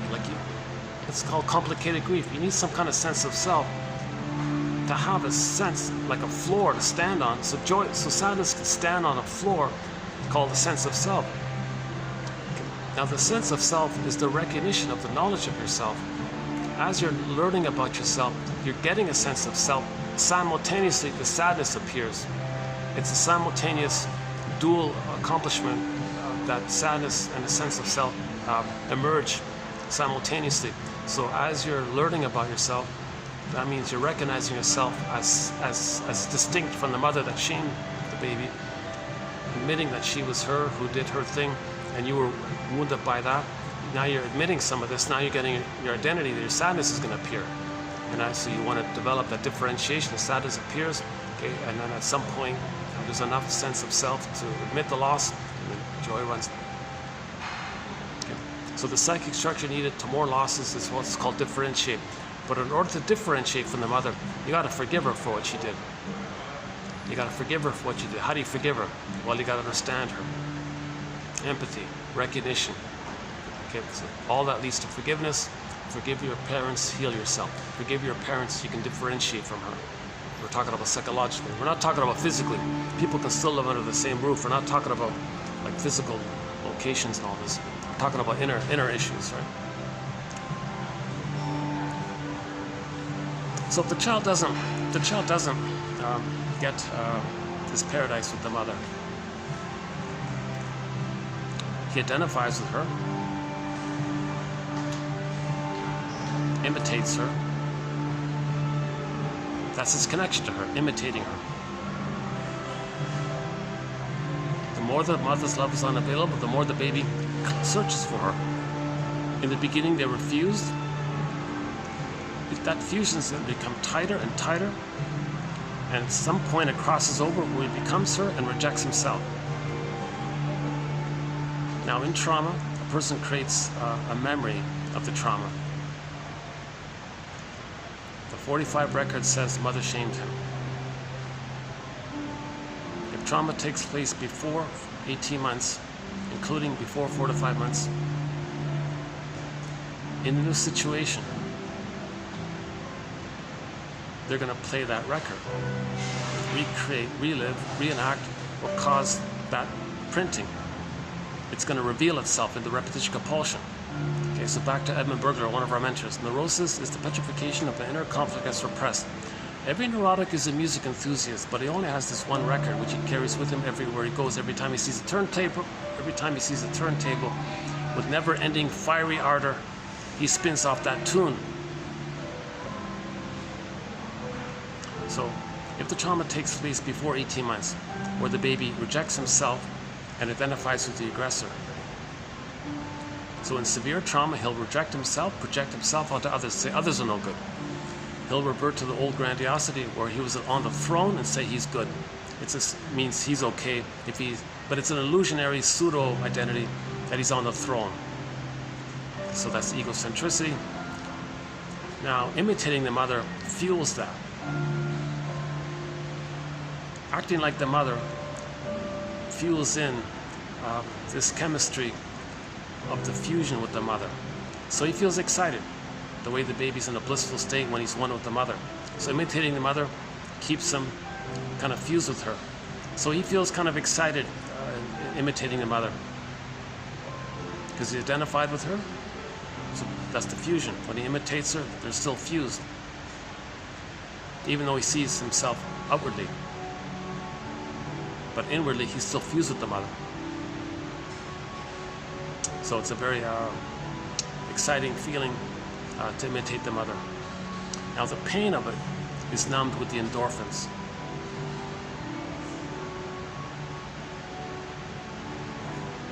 So he's getting this excitement of imitating the mother: hate, greed, envy, schadenfreude, vindictiveness, grievance collecting, okay, negative attitudes, negative philosophies, cynicism, sarcasm. This is very addictive, and the pain is numbed.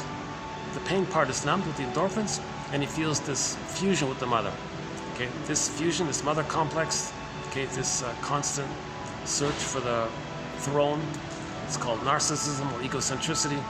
Okay, that's why the narcissist myth is named after that little white flower that gives people illusions. They're in that illusionary, hallucinatory state of oneness with the mother. Their true feelings, they reject it, seen onto others. That's the pain. The pain of the rejected true feelings is numbed over. They imitate the mother who shames them, but they see themselves onto others, so they shame others, and the repetition compulsion, as they shame others, thinking they're shaming them, they're being loyal to the mother who shamed them, they're getting the excitement. Okay, let's back up a second. So, the record says, every new situation, they play that record. They recreate what caused that record. Because they're still in the past. Mother, I need love, I have these needs. Mother said no. No, baby's crying. Mother gaslit him. No, you're not. You're not crying. Yes, I am. No, you're not. Okay, double insult, double. So he's very shamed by all this.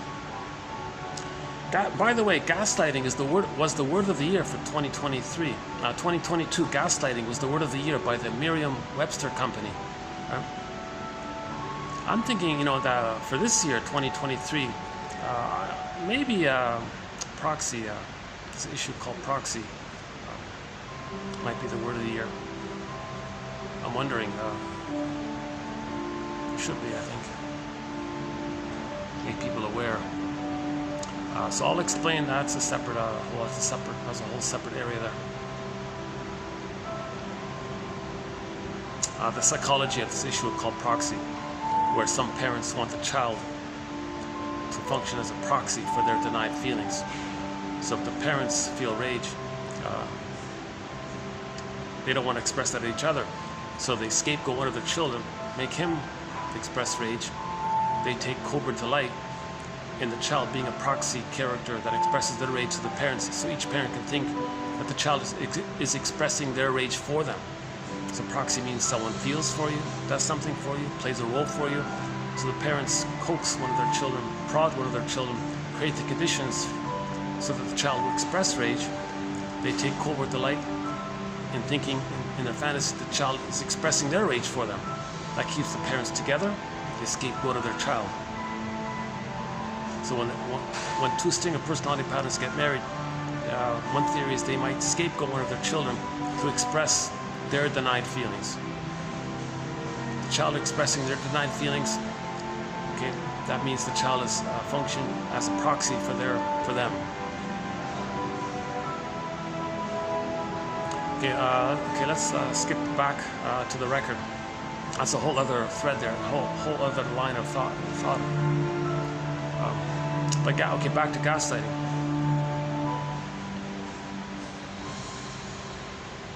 Okay, so we're talking about trauma before 18 months, where the mother was consistently malattuned, consistently gaslighting the child again and again and again. He does the drastic thing of projecting his soul, his defective sense of self, shame self, onto others to say they're no good. They revert to the regressed idea that they're on the throne to say they're okay. Imitate the mother, that fuels their grandiosity. And they're addicted to searching for the throne. And they're imitating the mother because all babies must have some kind of attachment to the mother. No baby can make it on their own. The baby must attach to the mother. We all get that. We all know that. No baby can make it on their own. What does the baby do if the mother's hurting him? He identifies with her. If the mother's hurting the baby, he's going to act like her, be like her, reject himself, see himself onto others, treat others the way the mother treating him. That's his connection to him. It's called negative magic gesture, identification with the aggressor. So, the record says mother shamed him. In the new situation, he's going to recreate what caused that record. But this time, if he's identified with the aggressor, he's going to play the shaming mother. Now he sees himself already onto others. Seeing himself, his unloved shamed self, onto others. And the script says the shaming mother shames him, but he sees himself onto others. In order to be loyal to the script, he has to act like the mother who shames him, but he sees himself onto others. So thinking he's shaming himself to be loyal to the mother, he's going to shame others. Thinking that's what his mother did to him, and he's going to do to himself what his mother did to him. Okay, again, on the record it says mother shamed him. New situation, he's going to be the shaming mother who shames him. But where is him? In trauma before 18 months, he can't know himself anymore. It is there. He is pained and shamed by the mother, but as a trick of the mind to not feel it, he projects himself onto others. So he'll find some non-threatening substitute other, someone else to stand in for his innocence. Originally, he was innocent with the mother. He'll find someone else to play his lost innocence. Now, his lost innocence is defective and shamed and no good. Someone else can have that. He'll play the shaming mother. And remember, the mother was misattuned, malattuned again and again and again, over constantly. So he plays the shaming mother and recreates what the mother did to him. Finds someone else to play him. He plays the shaming mother, replays the record of mother shaming him, but he sees himself onto others. So the behavior is he's shaming others, and that's how he's replaying the record. Every neurotic is a music enthusiast, but he only has this one record. In every new situation, he spins off, he recreates, reenacts that scene, that original scene. The original scene was mother shamed him. In the present, he recreates, like a psychodrama, that original interaction in the nursery. So in the present, he'll play the shaming mother, see his wounded babyhood status onto someone else, and shame himself. But he sees himself onto others, so the behavior is to be loyal to shaming himself. He's shaming others, thinking he's shaming himself. Now the behavior of doing this brings up the original pain of what the mother did to him. Even though he shames others, He's reliving the pain of what the mother did to him. Hocus pocus, auto-hypnosis, double focus. The one he just shames in the present, and now he's being reminded of the pain of what the mother did to him. Now, since he is the mother, loyal to the mother, to have the mother, but he's feeling pained by what the mother did to him. But now he's being the mother who's shaming him. So to account for that pain that he's now feeling from the past, he'll say that the one he just shamed in the present is the mother in the past who shamed him. And that's why he's feeling badly now, because the person in the present is the mother in the past who shamed him. That's what we mean by perverse thinking, psychosis-like thinking, psychotic-like thinking. Okay, that right there. That's an example of perverse or psychosis-like thinking. He shames an innocent person in the present, feels badly by what the mother did to him, and thinks that the person in the present that he just hurt is the cause for why he's feeling pain now in the present, not realizing that the pain he's feeling in the present is what his mother did to him back in the nursery. Because when he replays it, he's re-triggered up of what the mother did to him. But he's loyal to the mother, so he doesn't want to like say, oh, now Morton Keeson says, here's the healing. The healing is right there. At that moment, you're feeling pain by what your mother did to you, being triggered up by your behavior. Okay, take it to the source. TQ21, sorry, TQ22, 91 and 2. Morton Keeson, K-I-S-S-E-N. It's in our collection. Another pillar quote. Morton Keeson. Those feelings that are coming up by your behavior, by what your mother did to you, don't blame the person in the present. Those negative things you're thinking about, those negative feelings that you have towards the person in the present, that's your mother. Take it to your mother. Now you're entering into the grief process. Now you're connecting to yourself when you own your projections. So this is called shadow work, owning your projections, withdrawing your projections, knowing yourself. Right? Finally, loving life necessitates the prerequisite of knowing yourself.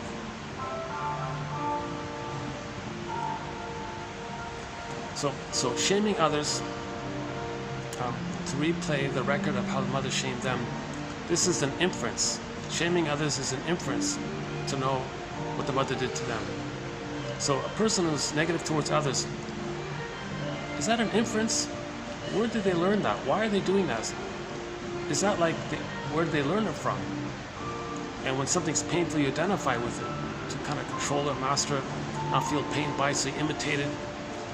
So Alice Miller says, yeah, where do emotional abusers get their ideas from? Put it that way.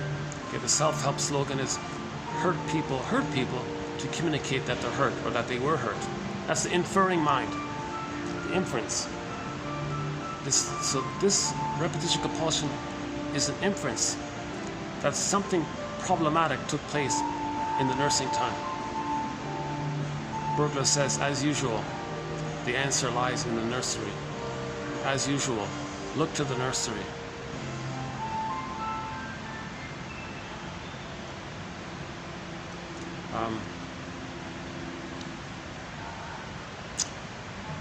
Okay, so this is one key speculation. Again, all of these quotes are theories, speculations, stepping stones. We're trying to be a detective here.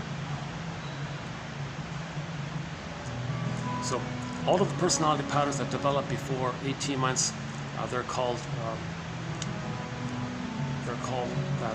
referred to as a person having one of the stinger personality patterns, the narcissistic pattern, and the various forms it takes. Okay, the familiar cookie cutter garden variety narcissistic pattern that everybody's familiar with talks about, like the star version of it. But you know what? Maybe there's two versions of the closeted. There's the closeted one, the way it might sound, like closeted, like you're in the closet. And then there's the voyeur one. Now the voyeur one are those that have it, but use the star ones as proxies for their narcissism. That's another reason why proxy might be the word of the year. Who cares if it is or not, but I'm just... Okay, so the voyeur narcissistic pattern is described by Masterson in his book when he describes the closet narcissistic pattern. So what I'm calling the voyeur narcissistic pattern, Masterson calls the closet narcissistic pattern. But I'm saying let's have a distinction between the two.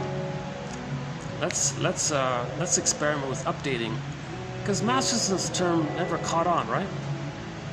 He wrote that back in the 80s, the closet narcissistic personality pattern. I don't hear anybody talking about the closet narcissistic personality pattern.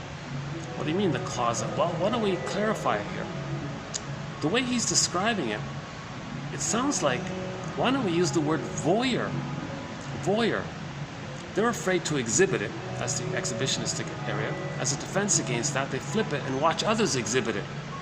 That's the voyeur, when you see others doing it. Because you're afraid to exhibit it.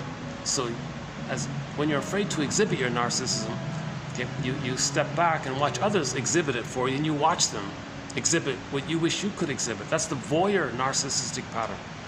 Okay, for more information, for more details on the voyeur narcissistic pattern, read James F. Masterson when he talks about the closet narcissistic pattern. I personally feel that term clarifies what he's talking about. The voyeur narcissistic pattern. And maybe we can save the term closet narcissistic pattern for those who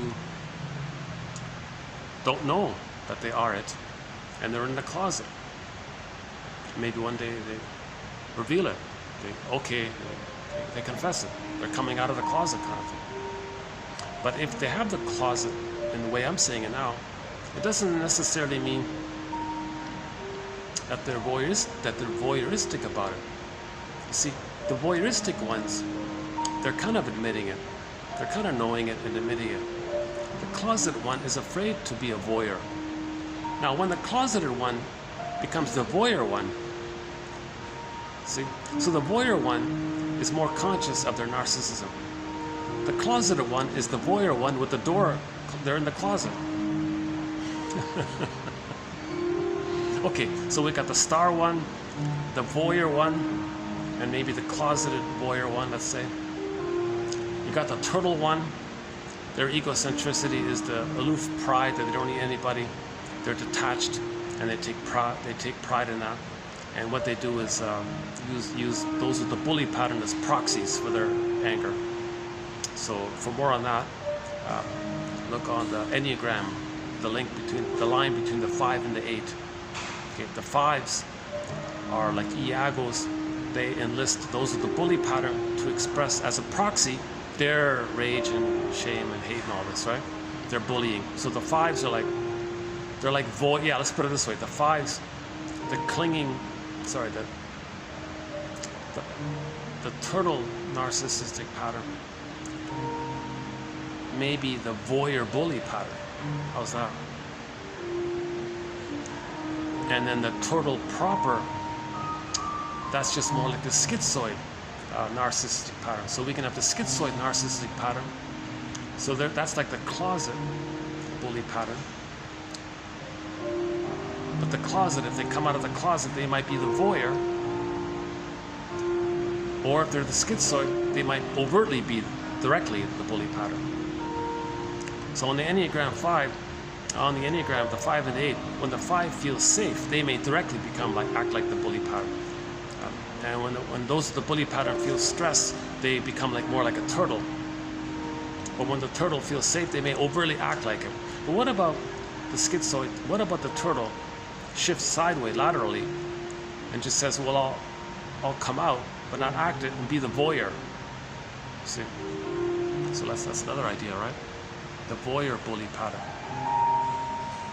as a lateral shift of when the turtle bully pattern.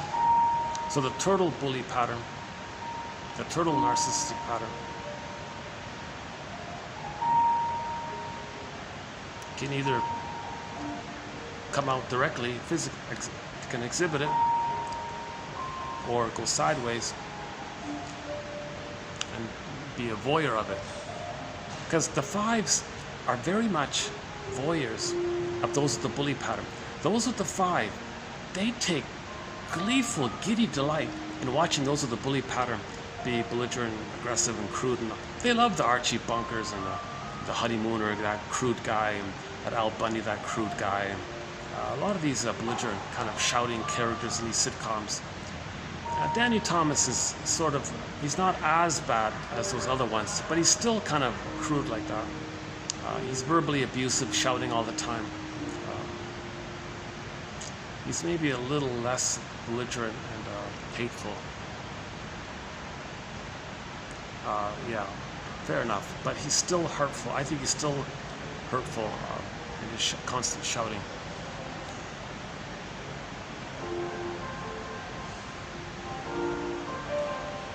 But you know, a lot of like schizoid Iago types, they love the Archie Bungers and the Bundys and the guy from the Honeymooners. These belligerent, kind of crude, verbally abusive, sarcastic, aggressive. Because that's what they want to be themselves, but they're in the turtle mode. They're afraid of it, right? If they feel safe, they might act like that. Or they might go sideways and be like a voyeur of it and admire it. Well, hang on. So the turtle, we got now the schizoid pattern is a broad term. A lot of other personality patterns may have some kind of schizoid traits to it. So there's the broad use of the schizoid pattern, meaning you're afraid to connect in any way, and you're afraid to be alone in any way. So the schizoid pattern, in a general sense, is the trait where a person, if they try to connect, they feel mother's going to engulf them, impinge upon them. If they step back, they feel mother's going to abandon them, and they feel existential emptiness and aloneness. So they step forward, they're too scared, so they step back. They step back, they're too scared, so they step forward. So they're always doing this so-called schizoid dance or whatever. You never settle down, you never trust anyone. Because you trust, that's too close, mother's going to engulf. So you step back, but you step back, you feel too lonely. You're going to feel abandoned. So you step forward, mother's going to engulf. So you step back, step forward. So they're always in this schizoid dilemma. So the Masters calls that the schizoid dilemma. The schizoid dilemma, that one there, about that. But that's one way the schizoid term is used. Another way the schizoid term is used is just the avoidant attachment style of being in the turtle. But if the person has a schizoid element and they have the narcissistic pattern as a voyeur in the voyeur category, that could be the 5. The unhealthy 5.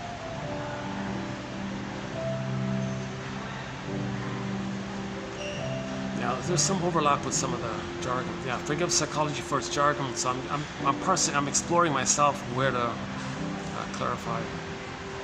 A guy named Guntrip talks a lot about the schizoid issue.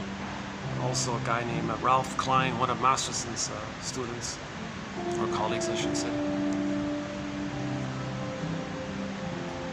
There's the clinging vine narcissistic pattern. The clinging. Here's the underappreciated point. There's a difference between the clinging vine narcissistic pattern, okay, so-called parasitic type of character, onto another stinger personality pattern, versus the codependent. Now the codependent ones, they're still helping others, they're trying to save others, but the clinging vine doesn't care about others. They're also narcissistic. So there's a difference between the codependent clinger, pleaser, caretaker, and the clinging vine narcissistic one. There's a difference there. If the clinging vine takes egocentristic pride in their so-called parasitic, quote-unquote parasitic behavior, that's the clinging vine narcissistic one. But the codependents they're at the more advanced position of holding on to their inner child, where the clinging vine narcissism, they've rejected the feeling self. So they're also like narcissists. They also have the narcissistic pattern, where they reject feelings and get over it, don't have feelings, don't be fill in the blank. So when someone expresses vulnerability, they'll use a negative attitude towards it. That's the clinging vine. That fuels their egocentricity when they do that. So shaming others, sardonic humor, black humor, dark humor, schadenfreude humor onto others. The clinging vines may do it as well. Wow. Oh, this is amazing. Oh gosh. Oh, this is a very rare time. Yeah, Monday afternoon. Yeah.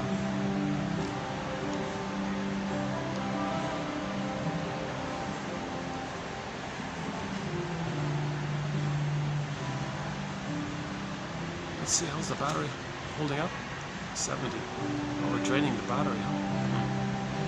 Let me reset this thing. Does that work? 70. Gotta keep an eye on this thing. Yeah, hopefully I got about an hour left.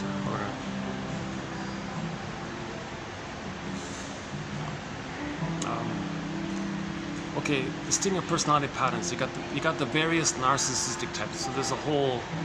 They all branch off. The narcissistic types, the bully types. Okay, they're more aggressive, belligerent.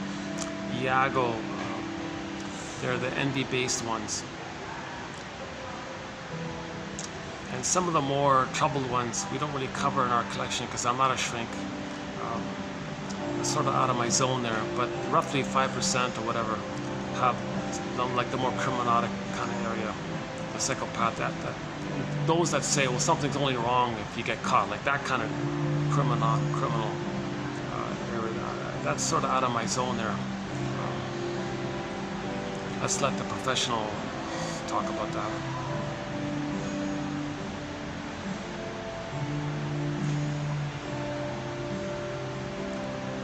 The 95% that we're trying to cover here, I feel like there's enough material to kind of understand it.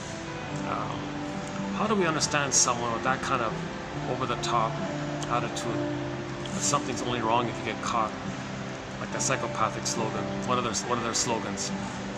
Like there's such an empty, like in terms of counter-transference, that like induces such a emptiness and such a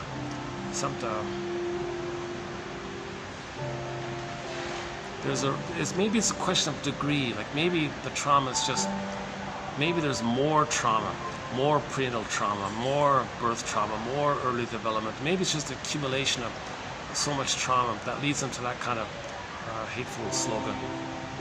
But we don't really cover that area really, right?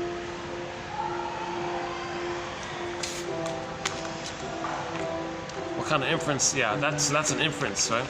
That's an inference. If someone has a slogan like that, that's an inference that they really lost themselves and they're filled with narcissistic entitlement. Well, this melody reminds me of some of these melodies are familiar, right?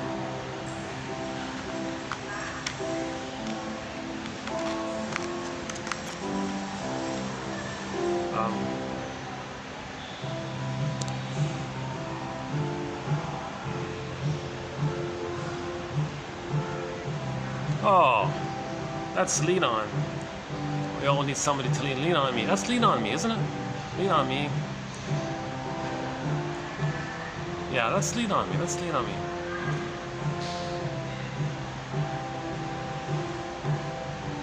So the baby would like to be able to trust his mother.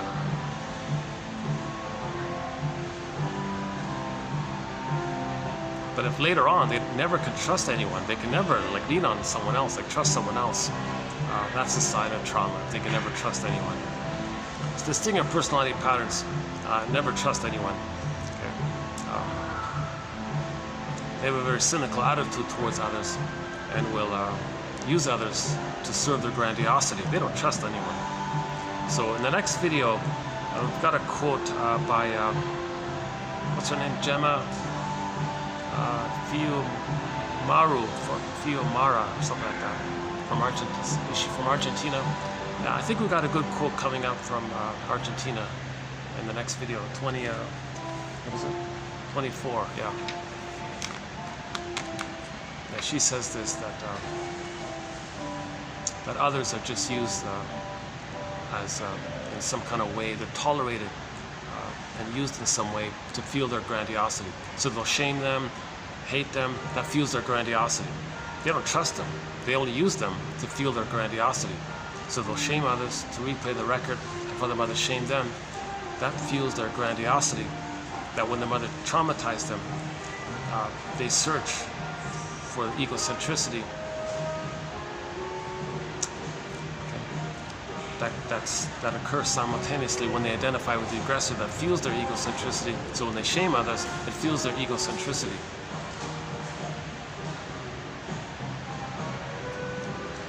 Okay, there's a whole wealth of material about distinct personality patterns. How the scapegoat hunger, okay, the trans logic, the double think. So let's. I did it recently several times, so I'm not going to do it here this time. But let's just conclude with that main point: that in the new situation, they look at their record. It says mother shamed them, but in the stinger trauma, they identify with the aggressor. They already see themselves onto others. So when they replay the record of mother shaming them, now them playing the mother that shames them, but they see them onto others, so the behaviors they're shaming others, thinking they're shaming them, i.e. shaming others, they're being loyal to the record that mother shamed them, and they're imitating the mother that shamed them. So as they shame others, thinking they're shaming themselves, they feel loyal to the mother who shamed them. That's perverse thought, psychosis-like thinking. Even though it's masked over with reasonable appearances, like rationalizations. Okay.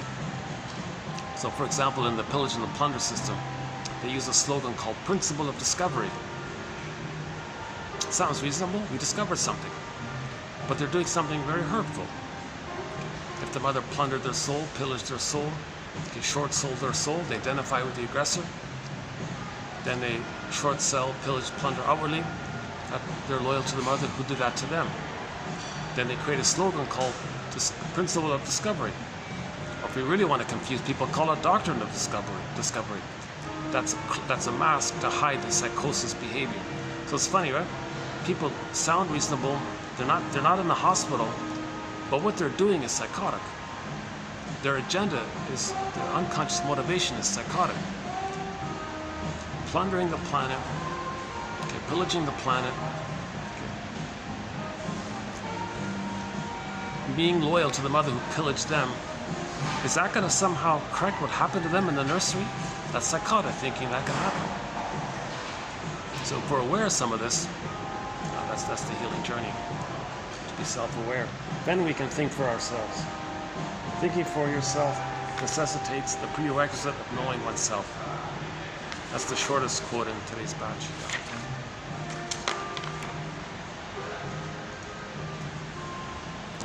Psychoanalysis made inferences concerning the unconscious similar to the inference made by astronomy about the existence of the planet Neptune before the time of telescopes strong enough to make the planet visible. Okay, so these 10,000 quotes are helping us to make these inferences. So this is 10,000 inferences, 10,000 windmills of the mind, 10,000 inferences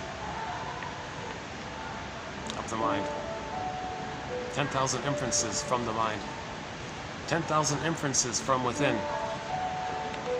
Can you make the inference? Can you see the inference? Your puppet master is giving you inferences. Pay the piper. That phrase, pay the piper, means pay respect to the process that your inferring mind is trying to make you conference by giving you these inferences. So when you repeat, that's an inference of the trauma.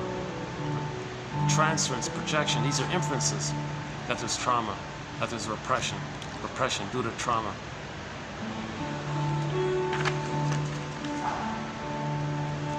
Next one here, okay, sort of similar to the idea of inferences is this one here. Just as the factories have turned their wastes to profit by employing chemists to devise means for making use of them as byproducts, so psychoanalysis has, like the industrial chemists, turned to good account a number of mental products which would before the present day have been called utterly useless and trivial. I refer to slips of the tongue and pen, to erroneously carried out actions, to certain types of constant forgetting, dreams, etc. So, like you forget something. Is that like from the unconscious? Why'd you forget it? Maybe you didn't want it. Maybe you didn't like it. You're supposed to meet somebody at 5 o'clock. You showed up at 5:30. Maybe the inference is, maybe you thought it meant nothing. Or maybe the inference is you didn't want to meet the guy. Maybe you hate the guy. So you delayed, and you're trying to resist, but you have to push yourself. Well, it's delay. So lateness often is passive aggressiveness. Passive aggressiveness is anger. So lateness might be like a byproduct. So lateness is a byproduct. In the past, we threw away the idea that lateness means something. Well, let's pluck it back. Let's take that waste, lateness thing.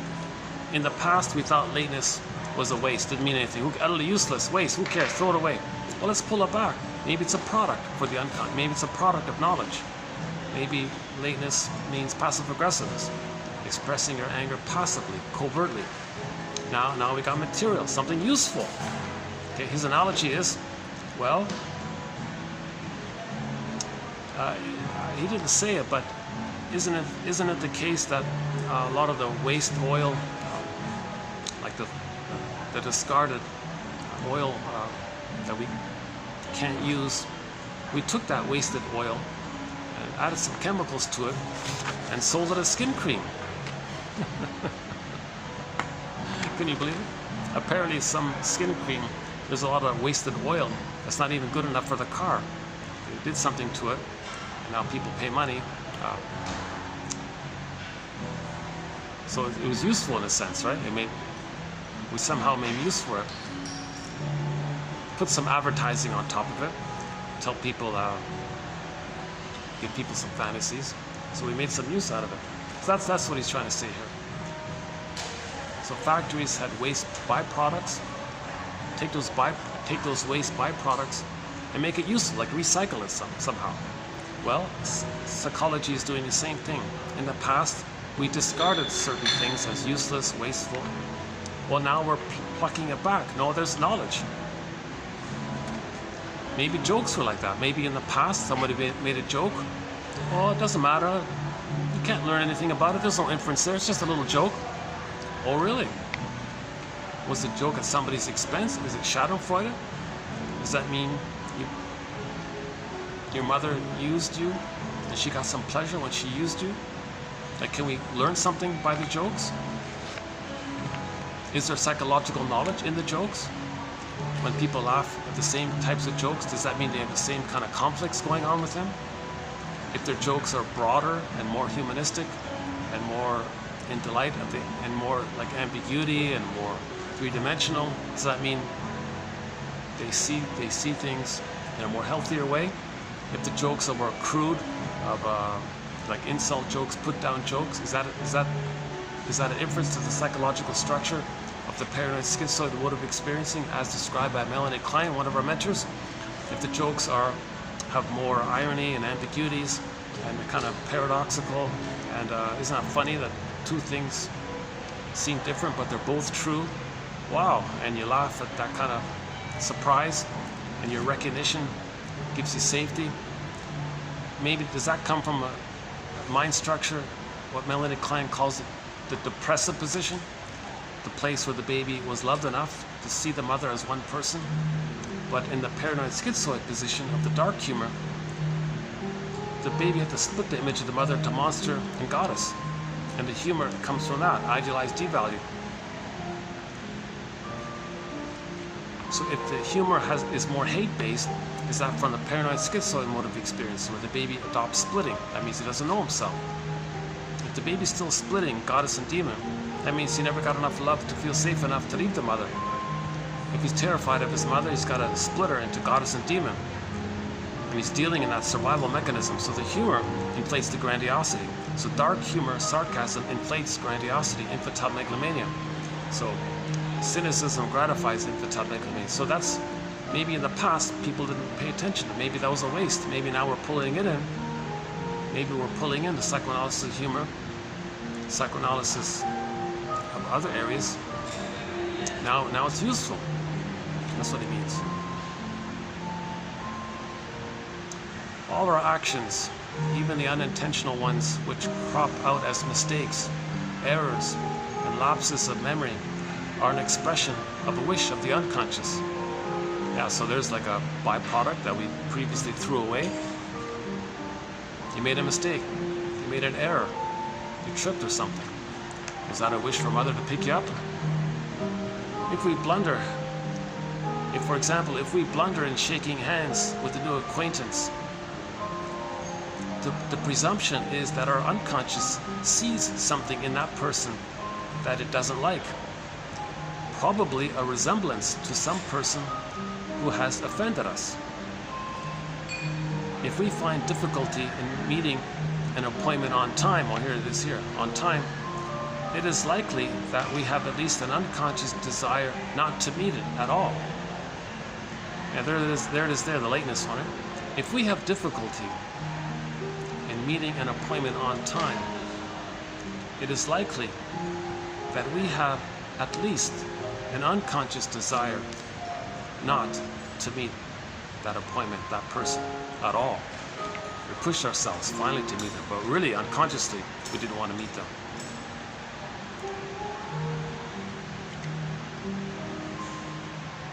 Of course there are exceptions, but generally speaking, right? If somebody's always late, they don't.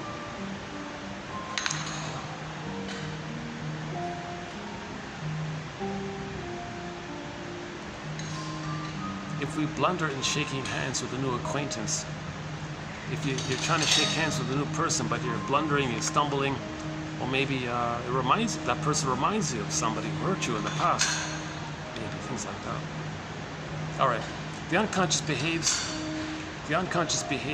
as if it wanted to be a child and to return to and get things out of or from its mother.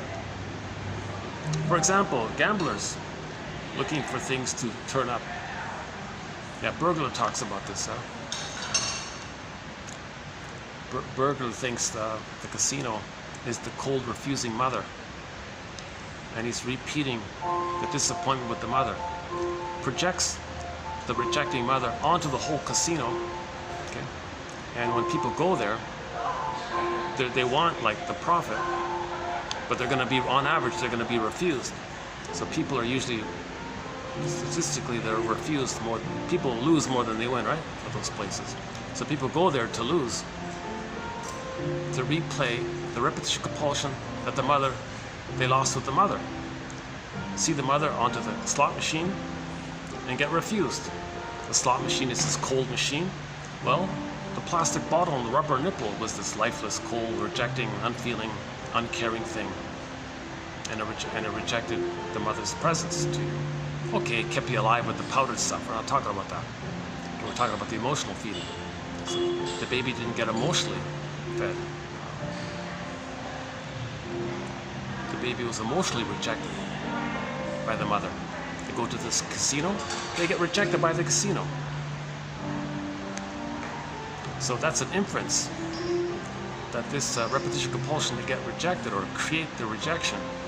Of course, there's you cloak it over with the rationalization. Well, sometimes people win. My friend, I heard about this one guy, so why not, right? So you always cloak it over with something that sounds reasonable. But the underlying issue is to repeat the rejection. So for more on that, type in Burglar, Edmund Burglar, one of our mentors, on his topic.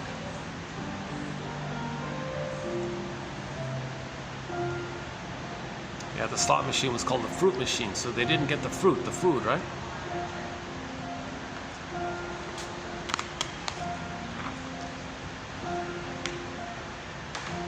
The casinos, yeah, okay. All right, let's do the next one. The infantile unconscious makes us behave in a multitude of relations with the world, as does the child toward their mother. Certain likings or habits unquestionably symbolize the infantile, such as thumb sucking. If in thumb sucking the dissimilarities in the entire mental and physical complex are outweighed by the similarities, it is quite likely that pipe sucking and candy sucking or tobacco chewing will disregard even more dissimilarities.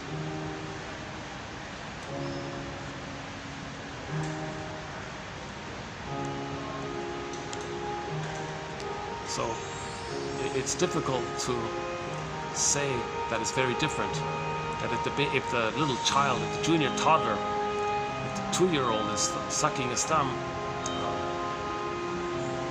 that's a symbol, okay, that he's trying to regress to the nipple, right? So it's a little more clear like that. It's hard to say that it's different. But if the child grows up, if that's unresolved or whatever, and the child grows up and chews a lot of gum and candies and cigarettes and pipes. Yeah, that Danny Thomas guy, he was always had a pipe. He was always smoking cigars and had a pipe and all this, right? And so notice the link there? That obnoxious show was always talking about corporal punishment. There were all these cruel jokes about punishing the kids. He was making gestures that he's going to take off the belt, and he was saying. So there was a lot of abuse on those kids, with his shouting and with beating, with the corporal punishment, and at the same time he's smoking cigars all the time, right? So the rage, punishing the kids, and he didn't get mother's love, as seen by the inference of his constant cigar smoking, right?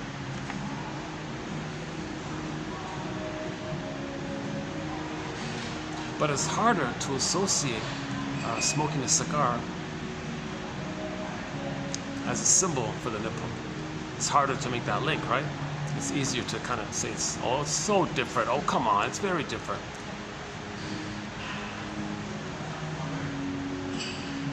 That's what it means, right?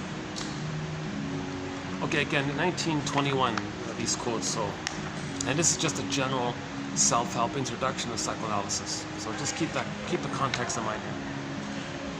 In attempting, hold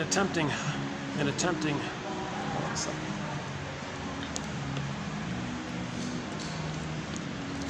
Okay, can you see it here? In attempting, okay, in attempting in the presence of the analyzer to utter thoughts occurring in connection with their dreams, they meet with frequent stoppages in their thoughts. It seems to them that the ideas unexpectedly occurring during the hours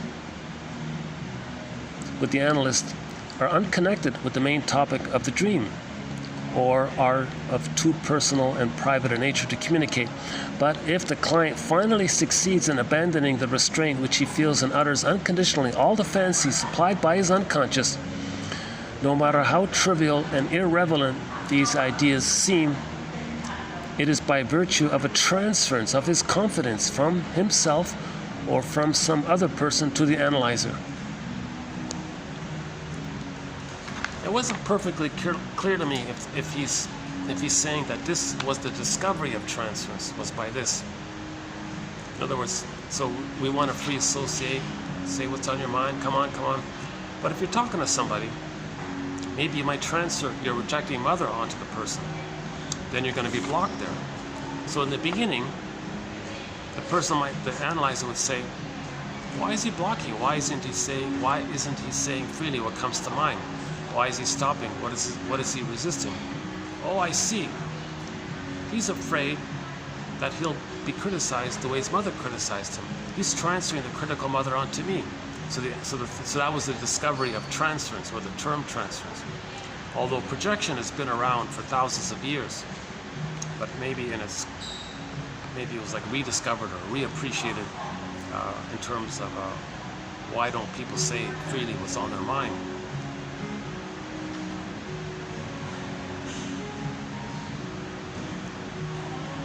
Okay, not a major point, but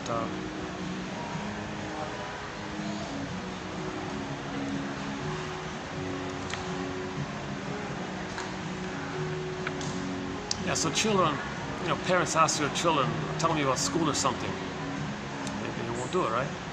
Because the memory of how critical the parents are towards them.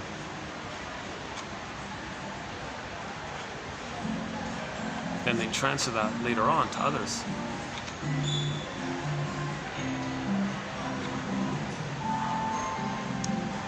Let's go to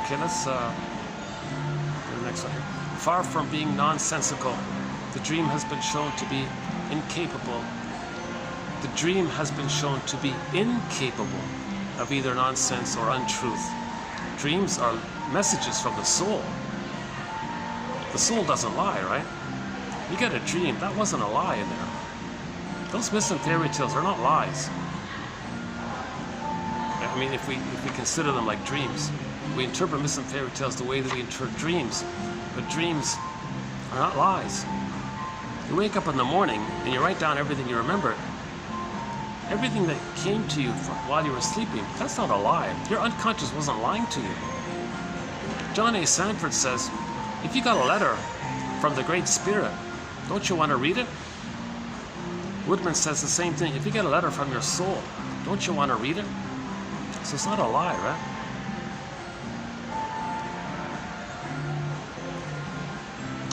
If the symbolic language in which it is necessarily expressed is rightly understood and translated into the language of conscious life. So we got to translate it.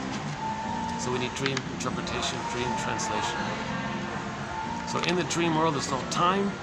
No time, that's part of it. Something from childhood, something from yesterday, something you saw on TV can all blend in one scene. No time. An emotion from one person that you're afraid to admit can be displaced onto another person because that person's safer. That person's standing in for someone else. So there's a lot of displacement going on in the dream world. So you want to say, wait a minute, I'm not really, why is that person in my dream? I have nothing to do with that person. You just a brief acquaintance or something. Well, they were safe enough to hold the projected feeling of somebody else. So it's not literally that person, metaphorically, they call that symbolization. He was sort of symbolizing somebody else. Yeah, condensation we mentioned. Condensate, because there's no time, things can condense into one scene because there's no time. No time. Everything is that, everything, there's no time. So all those scenes can be in one scene. Like in 1 second you got like 3 things and like it condenses. You barely can just catch it, right? Well, yeah, okay, condensation means you take bits from all around and put it into one scene so it's condensed. Or one image can be the composite of several parts or something. Condensation.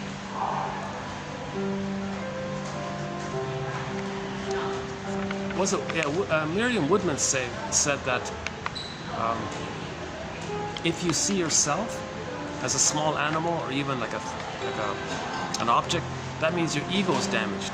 You can't even see you don't recognize yourself. Your ego's damaged. That's interesting. She said that about that, right?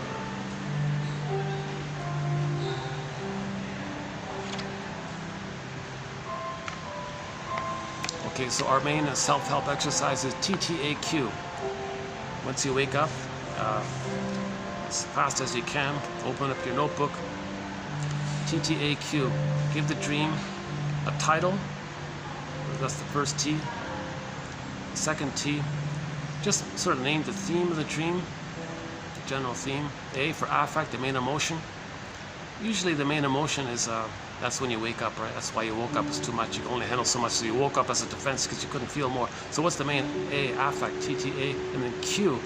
If your soul, if the dream world, if the unconscious self, the secret self, the repressed self, your unknown self, you, your unconscious you, okay, we're asking you a question. What question might the dream be asking you? So what is your unconscious self asking you? If we can find a way to phrase it as a question. So TTAQ. It's not perfect, but just a ballpark idea. So dreams are about wish fulfillment, okay, meeting your needs in your fantasy life. You couldn't meet it in the daytime, so you met it at night. Or something you couldn't feel in the day, you can feel it at night in your dream.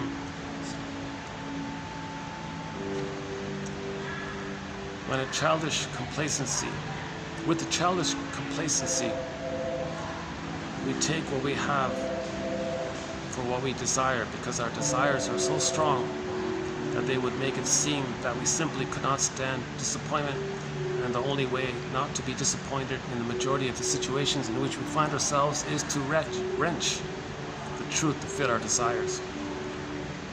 If the person has a strong wish, a strong desire, they're going to distort the reality to fit the desire.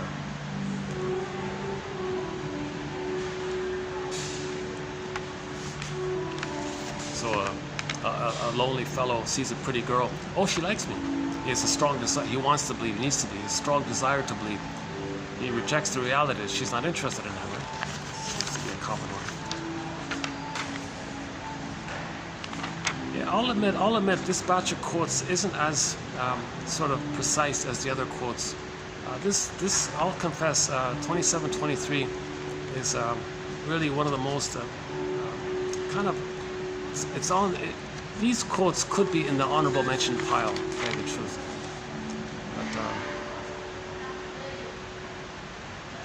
But I just thought I'd go with just that. Once in a while, I might have a bit of a weaker batch. Okay, next one here.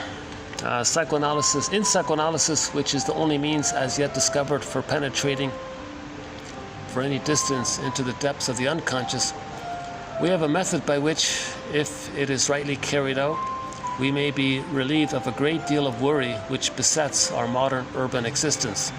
A method of understanding and therefore of better appreciating our fellows, of reading their hearts behind their actions, which makes the passing show have, for all of us, a deeper meaning and a greater interest.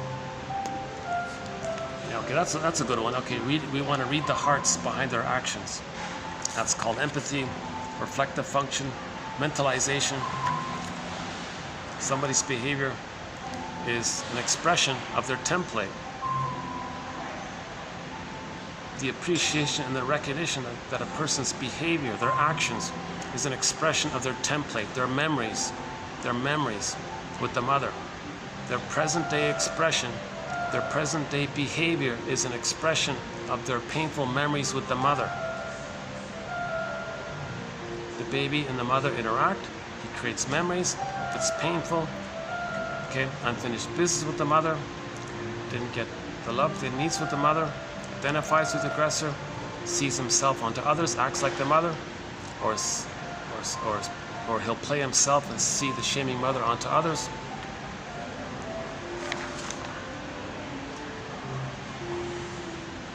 So this idea that the behavior is an outgrowth of something, of some internal object's model, some schema, some script.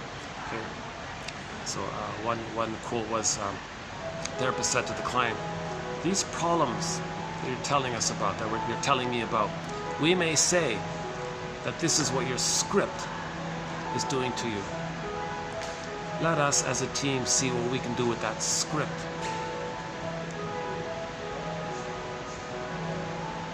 The interpersonal leads to the intrapsychic, which then reveals itself interpersonally later on with others in the repetition, compulsion, and the reenactment of what caused it with the grand fantasy that we can somehow know it and update it, heal it, correct it, to be aware of it. So when Jeanette Paris says if a child has a lot of emotional violence, maybe that's a clue to why a person identifies with the aggressor, sees others as the victim, and they might be physically violent to metaphorize the emotional violence with the mother.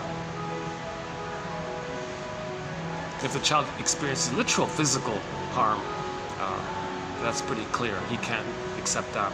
So he'll identify with the harmer, sees innocent others as the innocent child to harm, to replay the record of how the mother hurt them. Mother hurts the baby, baby becomes the hurter. Okay, has a record, new situation. Others can be the victim, he'll be the aggressor. This is a very underappreciated but very common, ubiquitous thing taking place.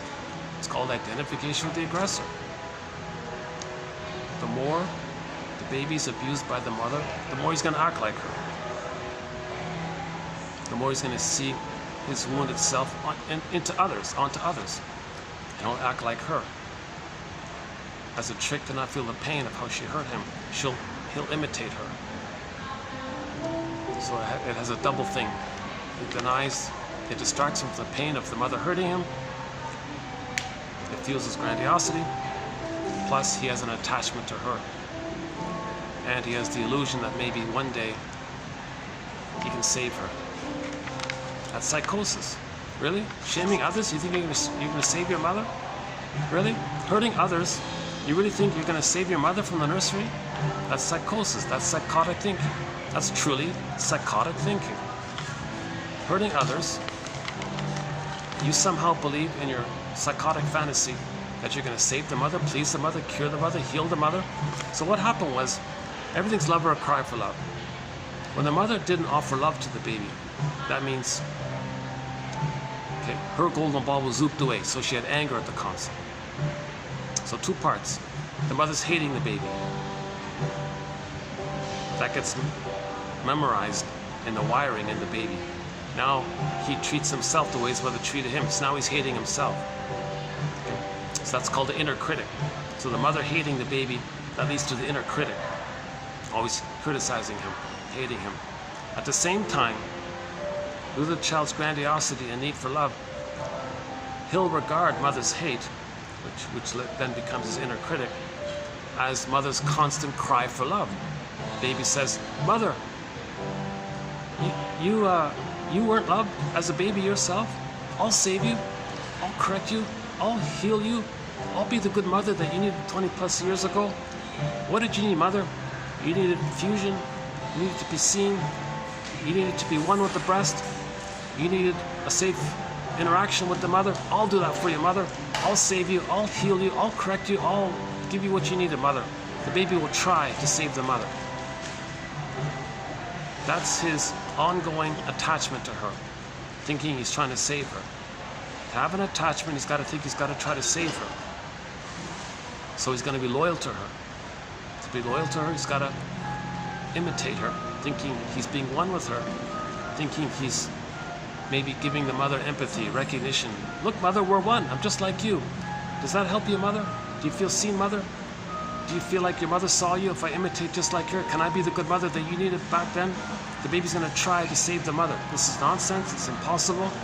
So in the ongoing effort to have the fantasy that he can save his mother, okay, he'll imitate her in that end, to that end. As he's imitating her, he's treating others the way his mother treated him. That's how he's imitating her and mirroring her. So he's hurting others, thinking that's his ongoing effort to somehow one day maybe he can succeed in healing his mother, curing his mother, saving his mother, right?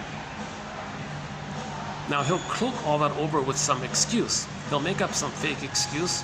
He'll make up some reasonable sounding trick.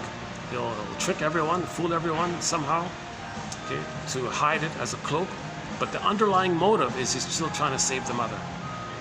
That's psychosis. It's no baby's job to try to save the mother. It's a mistake. Babies have magical thinking. They think it's their job to save the mother because they need paradise with the mother. So it's just a misunderstanding.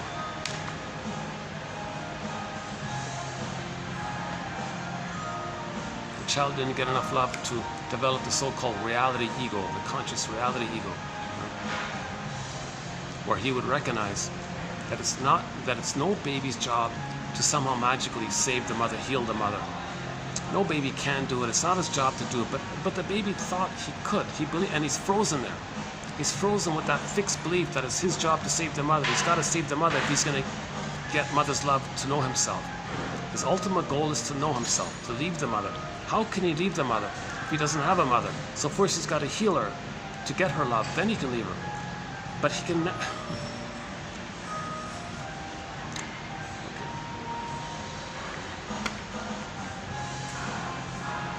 The material progress of the last century has been enormous, but men's souls are as uneducated, so that we may say to ourselves with a deeper meaning than ever has been possible, quote, know yourself, basically. Know yourself. Know your projections. Study myths and fairy tales as metaphors for psychological inner life. Myths and fairy tales are metaphors for trauma. Myths and fairy tales are metaphors of our trauma. It's an inference. The storytellers were the shrinks.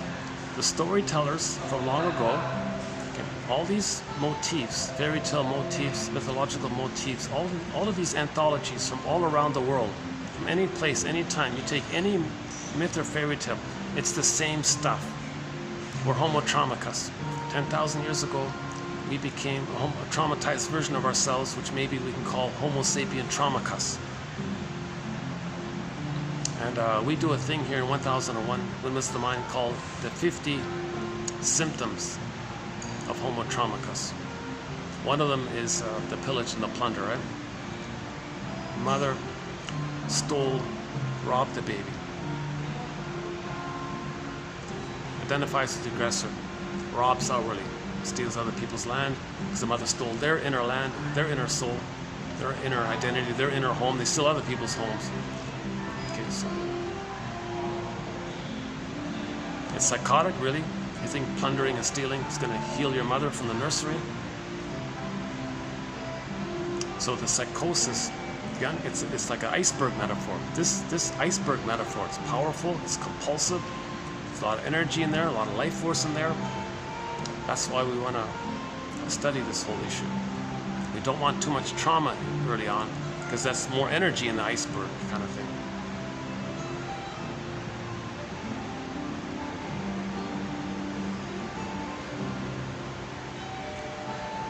How are we doing here? Yeah. Let's see, how's the battery? 70%. It's holding up all right. What time is it? Let's see. 5:20.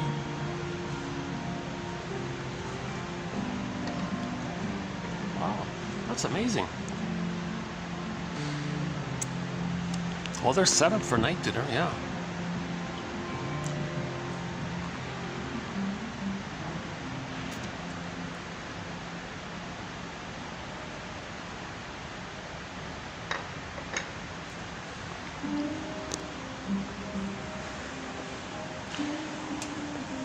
Well, this is a rare, refreshing change.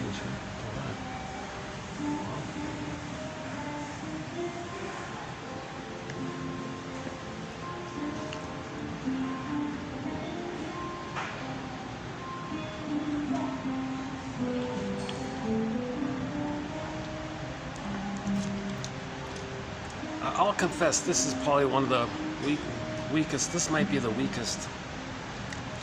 Honestly speaking, this is I think this is the weakest batch of quotes, this one here. But the next one from Lay, Wilfred Lay, is stronger. And yesterday's one was okay, strong as well. And the quote, and the videos before on humor were very good by Grotstein and Bergman. Grotstein and Bergman mainly. Those are some good quotes on humor. This one I thought was like a warm-up to the next batch. But nevertheless, he did give us some good metaphors about the stars, right? We need night vision to see the inner stars. The idea that of the inferring mind, Neptune, the idea of Neptune. People knew there was Neptune up there, but they had no clue. Like, they had no visual, they had no practical, actual proof. But through inferences, through little deductions and reasonings, and this means that, maybe that means, oh, there must be a planet there. Oh yeah, there's got to be a planet. Then finally it became true. Well, is there an unconscious? Is there an unconscious? Confucius was aware that there was an unconscious, that there is an unconscious. For example, almost 3,000 years ago, famous philosopher Confucius said, "Dear students, when I'm in a party of 3, I always have 2 teachers. To the one I admire, I try to learn from him. To the other in whom I see traits that I don't like, I search for those very same traits in myself." That's projection. You say you don't like such and such in a person you see, that's a mirror. Well, the thing that you're saying about them, well, that's a clue that you're projecting.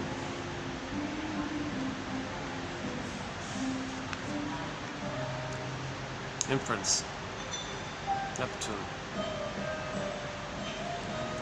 Okay, if we blunder in shaking hands, maybe the unconscious is telling you, he reminds you of somebody.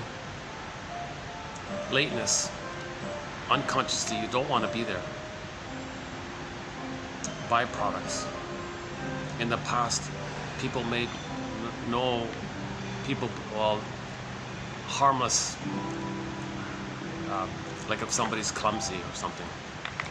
Well, it's harmless. Somebody's absent-minded. Well, no, maybe that's a product, a valuable product. Like discarded, unused oil products can be turned into cosmetics, I guess. Something like that. Not a good example with the oil, sorry about that, but I couldn't think of any other... oh no, recycling, yeah, sure. Recycling. Any kind of recycled products. Something people, yeah, like scraps or something. Oh yeah, what about the milk? Sometimes they throw away the whey, right? Now they save the whey. They make a product out of it.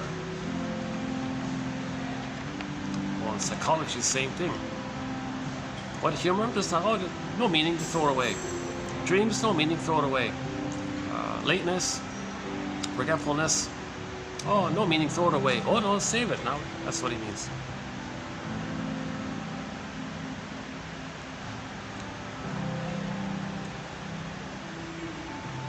Gamblers looking for things to turn up.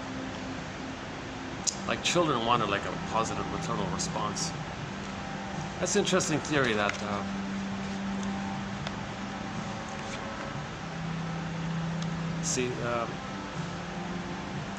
there's some pleasure thinking you're connected to the mother, but the mother rejected you. You got the pain of the rejection, but it's blurred in with the connection to the mother. Berger calls this the pleasure and displeasure phenomena. So you go to the casino, you replay that. I'm connected to mother. Mother hurt me, but I'm connected to her. Mother hurt me, but I'm connected to her. Mother hurt, right? And you just keep on, and you're stuck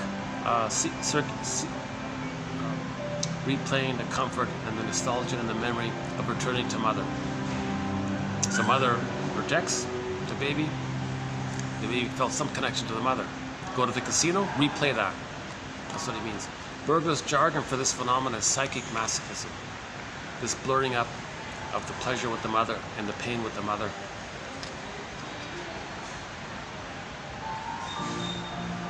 Now the inference would be, if a person does go to the casino like this, geez, could this be a replay of the interaction I had with the mother? That I had some pleasure to be connected to her, but she rejected me? And I'm going to the casino to just replay this? Am I doing this as an inference to know what originally happened in the nursery? That's the inferring mind. There's Neptune, right?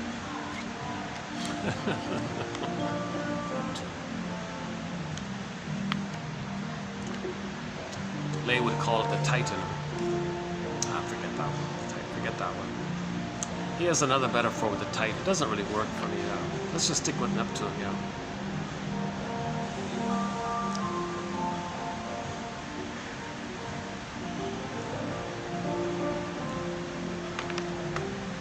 That's an old idea, right? The cigarettes and the cigars, they're symbols for the mother's nipple. Returning to the oral. Maybe it's just a triggering of the safety of the mother. You know, he says here, actually, in the last video, yeah, we did his quote about alcohol. The stimulating fluid is a symbol for the stimulating breast milk. This is from him. He's very direct, this guy, eh? This Wilford guy. He speaks very directly, right?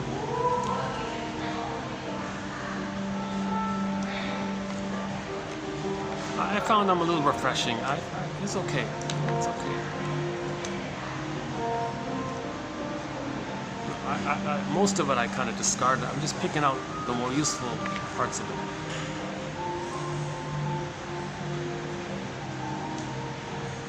Okay, so if we're transferring, it may be a block to our ability to speak freely if we think that the person we're talking to is gonna, if we transfer the projecting mother onto the person of the present, of course we're gonna be resistant to saying what we feel, the way a child is afraid to answer their parents, how was your day at school today? Maybe something like that. And that's,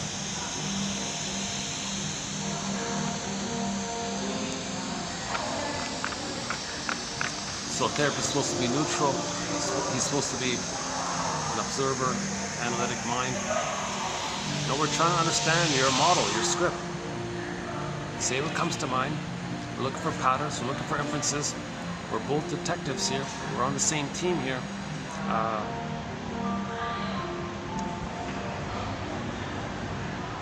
Help me help you, right? The title of a sitcom, Help Me Help You, right? Okay, the dream is not nonsense. Yeah, that's a good one. The idea is we want to translate the dream language into conscious logic, right? Conscious language. A lot of it is, wish fulfillment, and the wishes you have, you fulfill them in your dream life. That's part one. Another one is something you couldn't feel or process. You're going to relive and process. For example, something you sort of felt in the day, at night, a week later, you reconstruct the whole thing in some way. It can be different scenes. It can be different scenarios. You can even bore with sitcom, filter in the thing that you're trying to feel from your daily life into the sitcom, blend it in.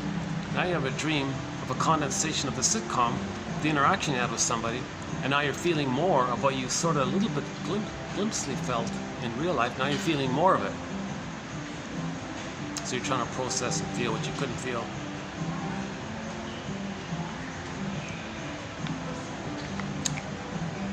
And when things are displaced, it's like a labyrinth, so that symbolizes what. And then from the dream, maybe you can free associate out of the dream and continue a little bit. The dream is an expression of the craving of the unconscious. It represents the ideal fulfillment of a wish. The craving. He calls the life force the craving. It's not too bad because Fairbairn, one of our mentors, says life force is object seeking. And when you say craving, usually you're craving for somebody or something as a symbol for somebody, right? It's craving. And if your desire is so strong, you deny reality if it's desire, right? Just to be aware of that. That Danny Thomas show, that the kid there met this chorus girl, and she was polite to him, and instantly he was magically in love with her and thought they were going to get married. She was just being polite to him. So his desire to have a pretty wife or something was so strong, he distorted, denied everything, and had this wild, because the desire was so strong. That girl is already engaged, is already planning to get married. He just spoke to her for like 5 minutes, 2 minutes or something, and now he's in dreamland thinking they're going to get married. Because his desire was so strong. What is it again? With the childish complacency, we take what we have for what we desire. So he meets the girl, takes that little interaction, that's what he has, replaces that for what he desires. Because our desires are so strong that they would make it seem that we simply couldn't stand the disappointment. Okay, the desires are so strong, we can't handle the disappointment because the desires are so strong. So that's a clue that the desires are so strong that we're doing this. And the only way not to be disappointed in the majority of the situations in which we find ourselves is to wrench, like a wrench, like a monkey wrench, right? Is to wrench the truth to fit our desires. Oh, I just noticed that, yeah. To wrench the truth, to change the truth to fit our desires. Well, that was okay, yeah. Now, like confirmation bias, right? Cherry pick, filter out, blow up something, disregard something to fit your desire. Oh, she said something nice. Oh, so you twist it, wrench it. Oh, she likes me. She looked at me. Oh, wrench it. Oh, she's in love with me. She smiled at me. Oh, wrench it. Oh, she's really in love with me. She wants to marry me, right? So you take something, the reality, you wrench it to fit your desire. Oh, that one's okay, yeah. See, that's why I posted, yeah, that's why I take a risk to post quotes I'm not sure about, because maybe they're not so bad after all, yeah. Yeah, that's okay, the wrench one, yeah. What else? Page 2 here, what else?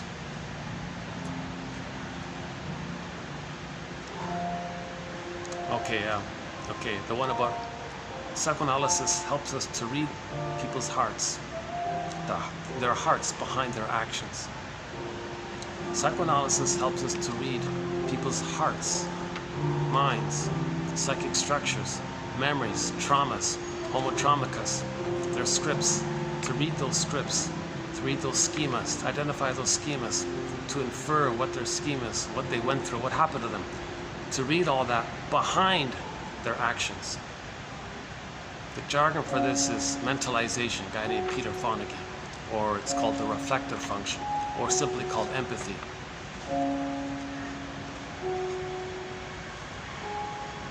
They're either replaying us, they're either transferring, they're either wrenching the truth to fit their desires. What about that, right? People's behavior might be their attempt to wrench the truth to fit their desires. Their wishes are so strong, they can't stand disappointment, so they'll distort the truth, wrench the truth to fit their desires. So there's empathy right there, right? If they're treating others badly, are they trying to say, hey, look, everyone, that's what my mother did to me, and I didn't like it. I'm angry at her, and I'm showing her up. I'm telling the world what she did. That's my connection to her, but also it's my anger at her by showing her up. Edmund Burglar makes a big point about this, that when we're negative towards others, we're showing our mothers up by imitating her and revealing and telling the world what she was like. The negativity of the person is them telling the world the negativity of their mother. That's called anger at the mother, by showing her up, by imitating her. So that might be reading people's hearts behind their actions. They're showing up the mother as an expression of their anger at the mother. They're showing her up. I didn't like what my mother did to me. Look world, look what my mother did to me. I'm showing you what my mother did to me. Maybe that's reading their hearts behind their actions, which makes the passing show have all for us a deeper meaning and a greater interest. The last one here from Wilfred Lay, for this batch. The material progress of the last century has been enormous, but men's souls are as uneducated as, so that we may say to ourselves with a deeper meaning than ever has been possible, know yourself, see yourself.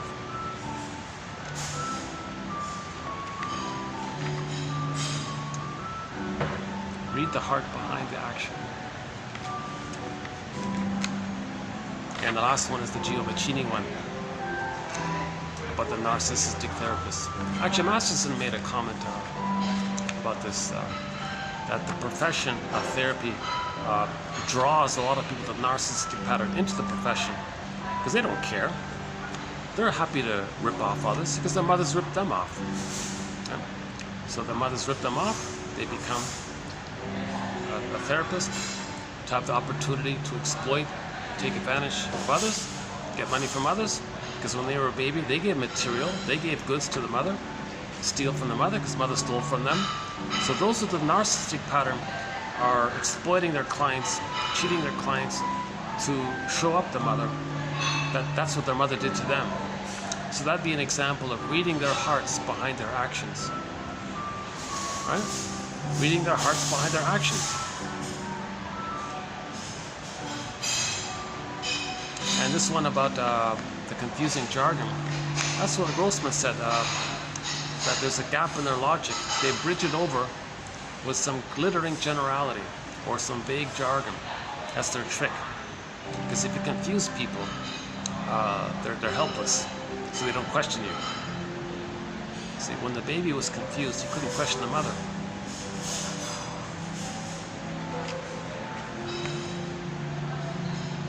So that's reading their hearts behind their actions.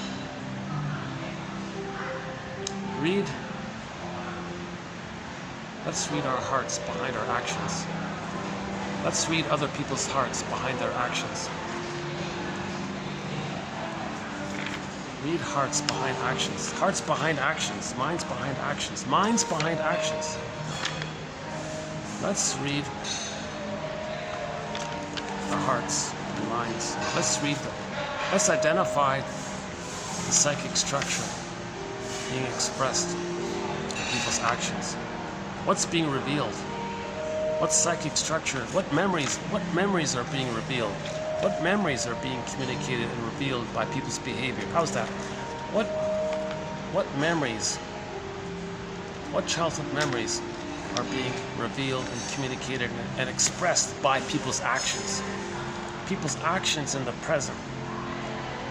How is that revealing a person's childhood memories and traumas and pains and hurts and disappointments?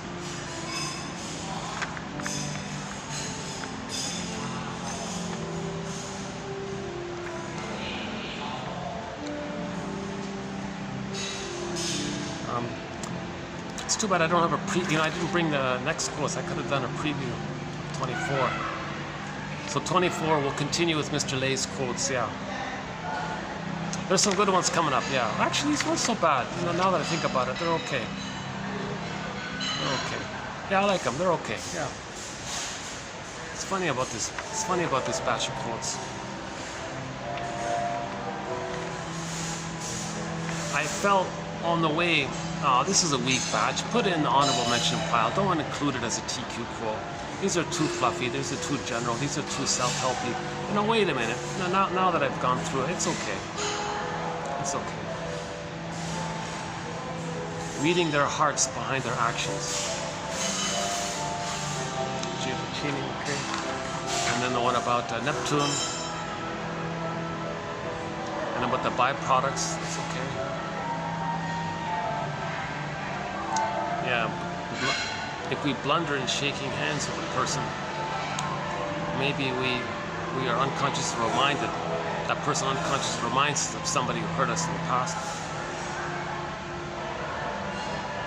Lateness, we don't want to be there. Yeah. The gambler's one, yeah, the gambler's one, right? You get the comfort of the connection with the mother, but your mother hurt you. So what replaces that? What offers that? What offers a connection to the mother in your fantasy and the rejection of the mother? Casino. Right? They offer that, right? I think I walked by once. Yeah, I could smell the pheromones in the air and all this. Oh yeah, they're really adding in there. Yikes. Well, the mother offers hormonal smells, right? So they're recreating the whole thing. Yeah, so the smell of the casino, that's the baby smelling the breast mother, right? The oxytocin and all this. So now you're trying to latch on to the breast. Okay, so now you embrace the casino environment or enter into it, I guess. Mother, mother, here you are. All right, here I am. Oh, here's my mother. Mother, now you're gonna suckle. Mother, give me milk. See. But to get the milk, you gotta put in money. To get in more, you want to get more than you put in, right? So the baby makes an effort, and he's supposed to get the milk.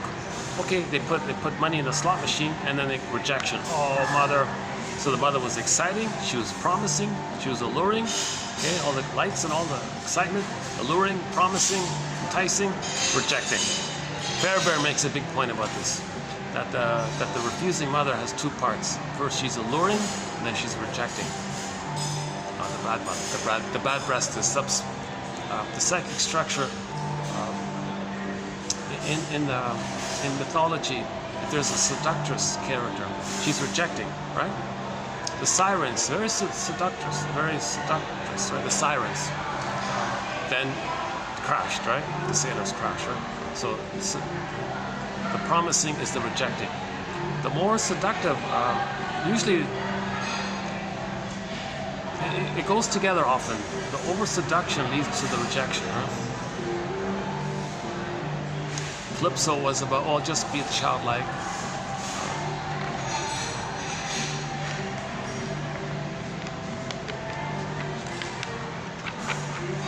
Calypso says, yeah, just eat cookies, just stay childlike.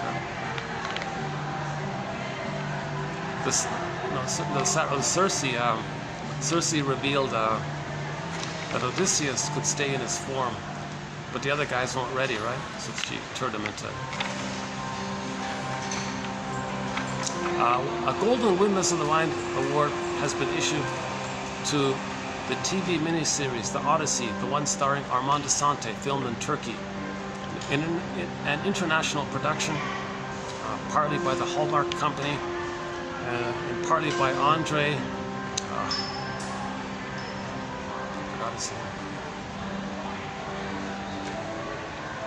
The guy who did the soundtrack passed away last year, and 2 of the songs from that soundtrack are in our collection. Artemiev, Eduard, it's either Eduard or Eduard Artemiev. He was the composer of the soundtrack. 2 of the songs on that soundtrack are in our soundtrack. A song called Calypso and the finale. Great song, 2 great songs. Oh my God, 2 great songs. Calypso and the finale.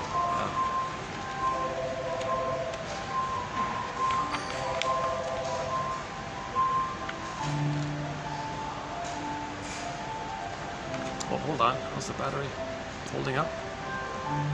60. All right, the battery. Okay, we're holding up. Jeez, eh?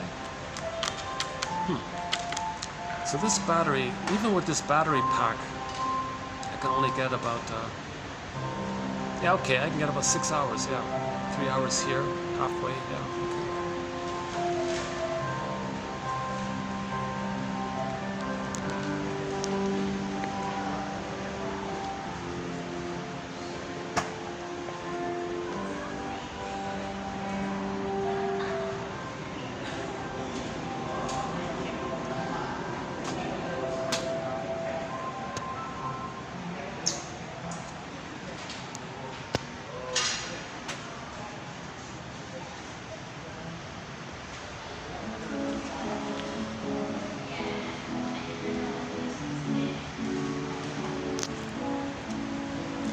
You know, we could take a quick peek on the 4th floor, see if there's what's going on. Yeah, let's see. Oh no, oh yeah, okay.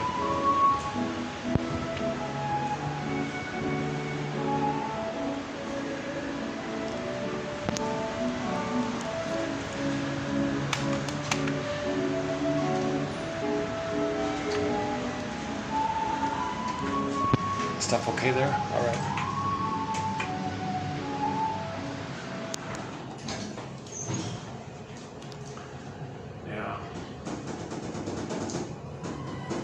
Yeah, today's culture. What do you think, dear audience?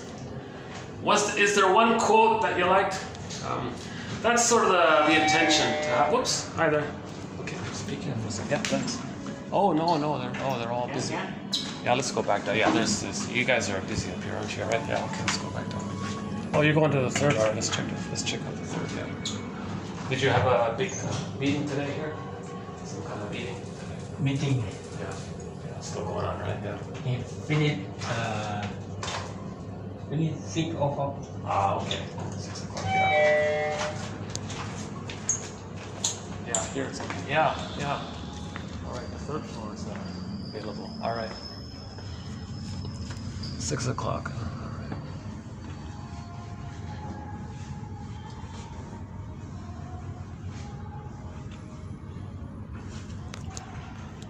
Oh, here's not bad one now. Yeah, these guys they're finished here now. Yeah, they had a big to-do here earlier, right? Now it's quieted up. Oh, wait a minute.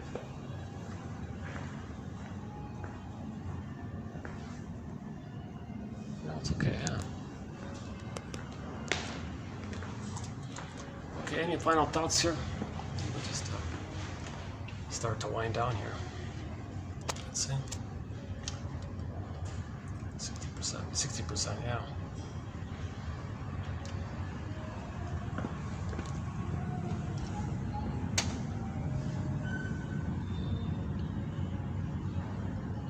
Yeah, that one by Fiu Mara, Gemma, I think. That's a good one about narcissism.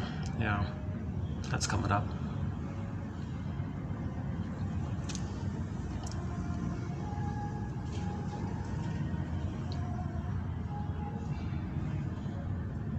We have another good quote from Grotstein coming up. Yeah. James Grotstein. What else is coming up?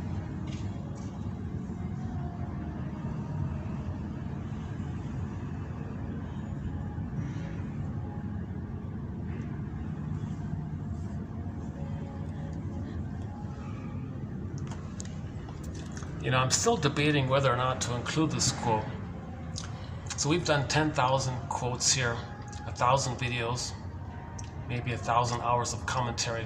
I haven't once mentioned the CIRC word, but I found a quote this morning about it, about the violence of that, and then the projection, the assumption, of the effects of that on a person, if a person experiences that. It's a whole area that I haven't looked into, I don't know much about. But this, I did find a quote on it, so I may or may not include it. Because that's very dramatic. That's a severe betrayal by the mother. The baby, if he experiences that CIRC, if he experiences that kind of violence, the baby is going to perceive an immense hatred of the mother. He's going to believe the mother did that. Right? Like the first connection. It's a huge betrayal. It's a huge shock to the baby to experience that. So either he may have a slogan of a repetition compulsion. Okay, so violence was inflicted on him. He identifies with the aggressor, sees others as innocent, and it acts in a violent way to replay that as an attempt to master the pain of that. See, one thing about repetition compulsion is there is this kind of vague sense that maybe they're going to try to master it, not be so pained by it. If they imitate the mother, they do it again and again. You can never master that kind of thing. Paul Libby-Russell says that a person can have 20 lifetimes imitating the mother. You can never master that trauma that the mother inflicted on the baby. That idea of mastering a trauma, it's misapplied. I think what they mean is later on in life, if you're trying to learn something, and you make a mistake, you learn it again, riding a bike, and then you maybe you mastered riding a bicycle. That maybe they mean it that way, but you can't apply that thing about mastering how to ride a bicycle with mastering the trauma of mother doing something like the CRIC issue. Ugh, right?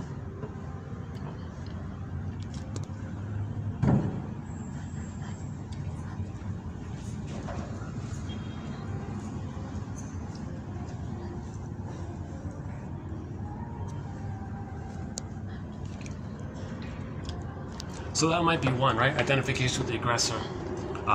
With this convoluted thinking, I gotta be less pained by the mother, I gotta imitate the mother. So they may be violent physically, outwardly, in correspondence to that incredible violence inflicted upon them. It's shocking. See, maybe we have a theory about when we became Homo traumicus 10,000 years ago, from global village to global pillage. Maybe some babies are traumatized to a degree to make them, in Star Trek they would call it like, okay, sidetrack here, flip the page here. There's an episode of Star Trek called the Jeopardars. They were just created as aggressive people and all this, right? Okay, so let's go back.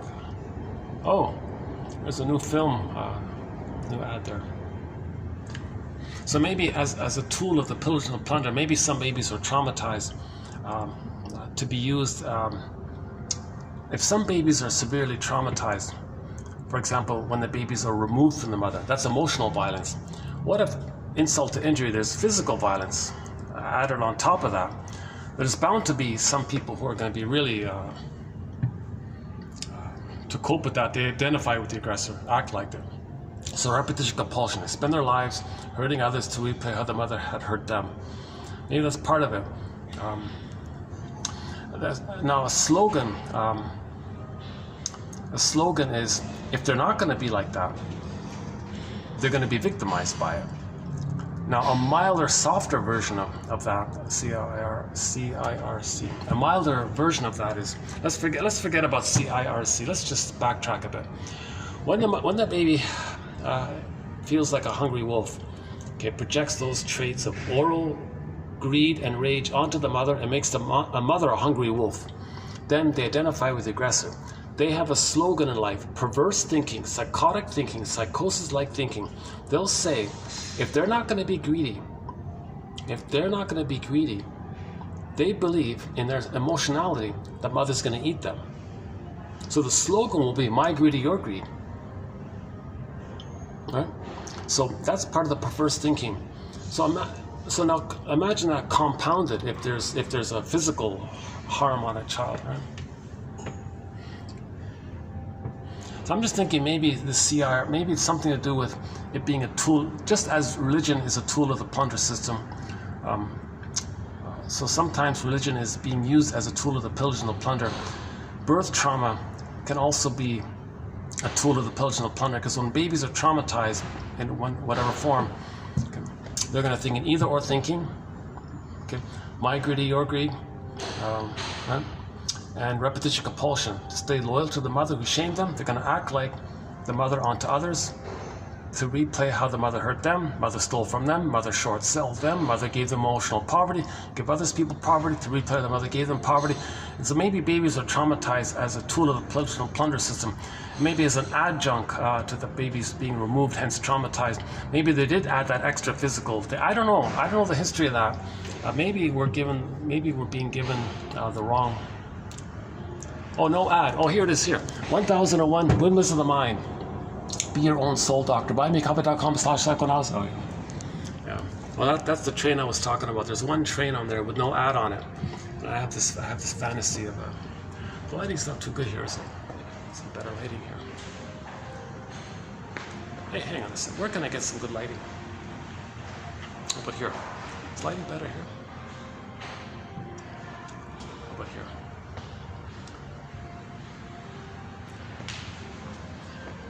Yeah, let me keep an eye on my bag. Yeah, this is.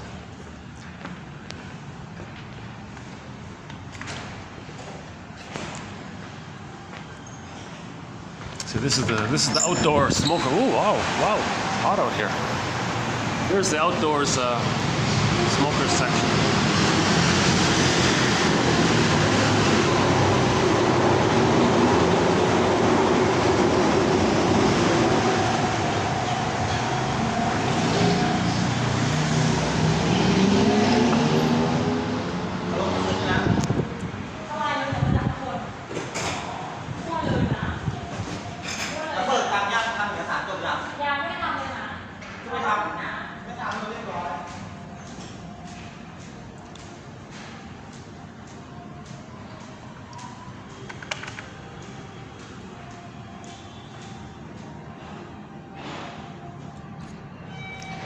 Oh, they got a new deal here. Coffee and pastry.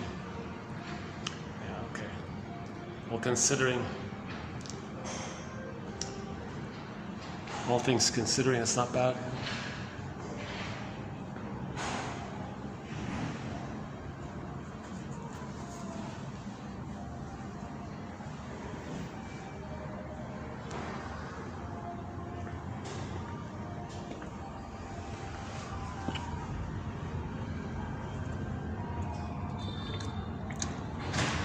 See, usually this is the time when I'd play a song towards the end, but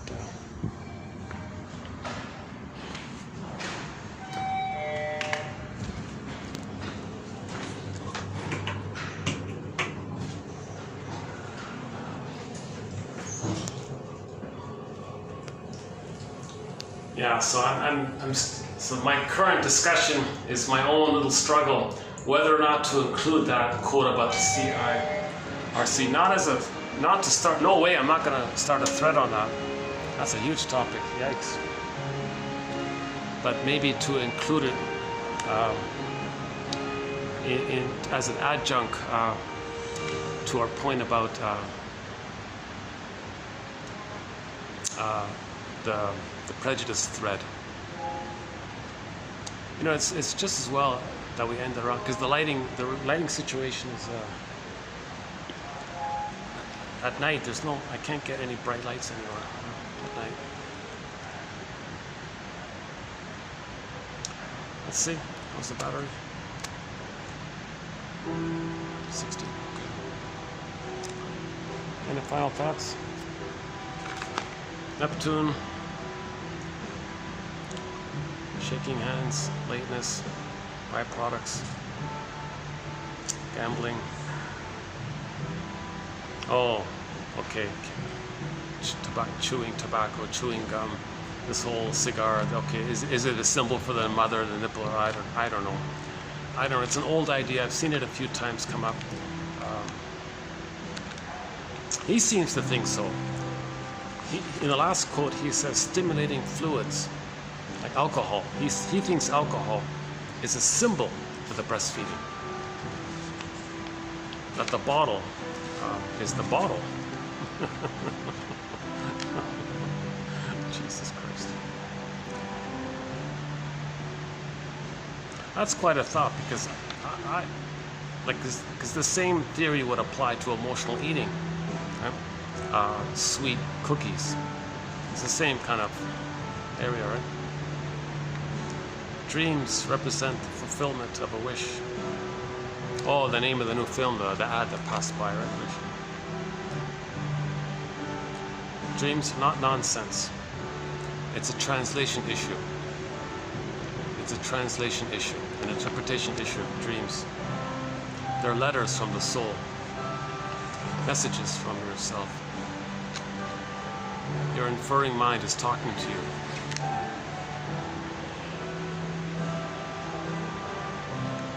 Oh, the wrench one.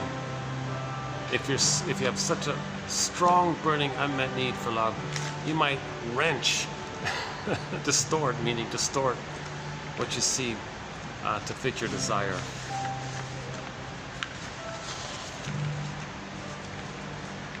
That's, yeah. I think that, that might be the best one there. Again, let's see. That might be the best one. With a childish complacency, we take what we have for what we desire. That's the wrenching, right? We take what we have, distort it to fit what we desire. Because our desires are so strong that they would make it seem that if we simply could. Because our desires are so strong that they would make it seem that we simply couldn't stand disappointment. Oh, okay. With the childish complacency, we take what we have for what we desire, because our desires are so strong that we would make it seem that we simply could not stand disappointment. And the only way not to be disappointed in the majority of the situations in which we find ourselves is to wrench, monkey wrench, the truth. Monkey wrench the truth. Oh my God. Twist the truth. Twist the truth, right? Turn the truth, twist the truth to fit our desires. So what's the desire? This compulsion to replay and communicate and show up the mother. To try to save the mother. To heal the mother so we can get our needs met, so we can know ourselves.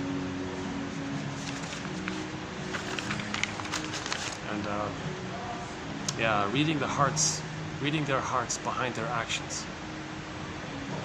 Yeah, let's do this one again. In psychoanalysis, which is the only means as yet discovered for penetrating for any distance into the depths of the unconscious. This is back in 1921. We have a method by which, if it is rightly carried out, we may be relieved of a great deal of the worry which besets our modern urban existence. A method of understanding and therefore better appreciating our fellows, of reading their hearts behind their actions, of reading their hearts behind their actions.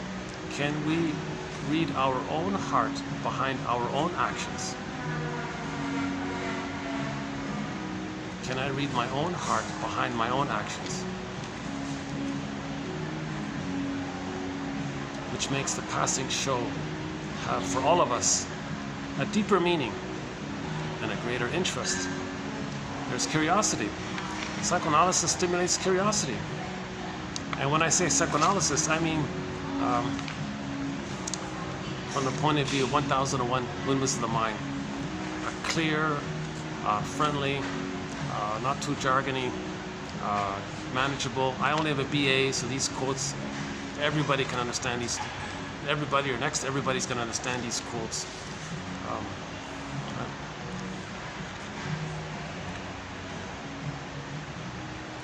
And Giovacchini at the end. That's a good exercise.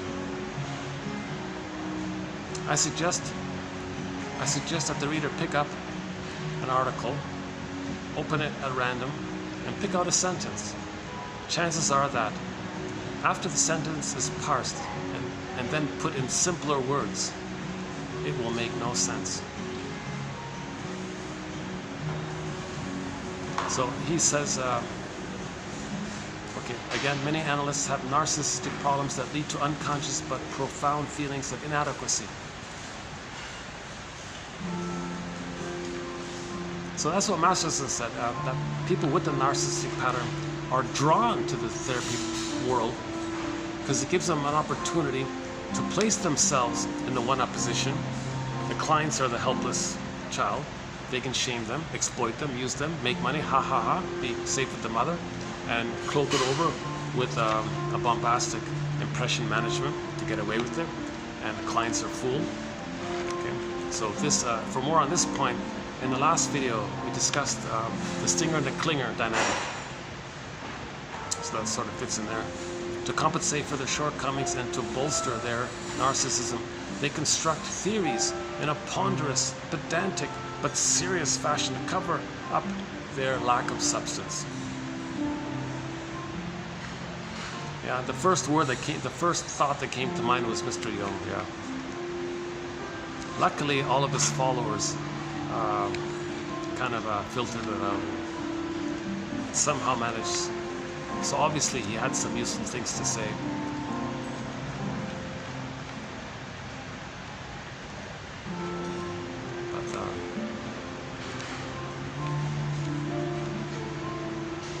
Maybe they're giving him credit for what they're discovering themselves. Like, I find Robert Bly 100 times more helpful than Mr. Young, put it that way. Listen to Robert Bly's interpretation of the Faithful John fairy tale. Okay, it's on YouTube. Look up the Minnesota Men's Conference, okay, and then you'll see it there. Faithful John by Robert Bly. It's about a 2-hour lecture, done in 3 parts. Excellent talk. Yeah, he does 3 fairy tales. The Maiden Tsar, that's a very good one. The Maiden Tsar. Okay, Faithful John, and the Goose one, and there's another short one in there as well. About the one with the shirts. Yeah.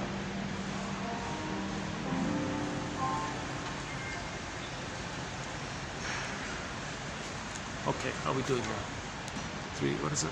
3:30.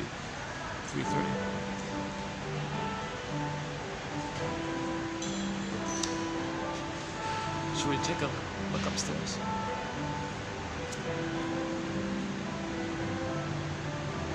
Yeah, all of the music is copyrighted on the rooftop. They've got the rooftop place here. But if I go up there even for 1 second, YouTube will block the whole video because everything they play up there is copyrighted. So I've stopped going to the rooftop. Oh gosh! Ironically, yeah, this has been one of the most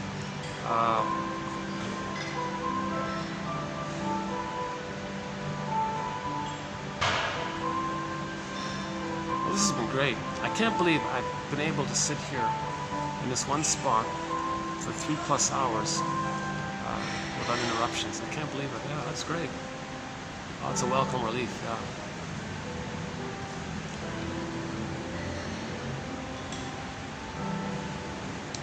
Okay, any concluding thoughts here? Let's see.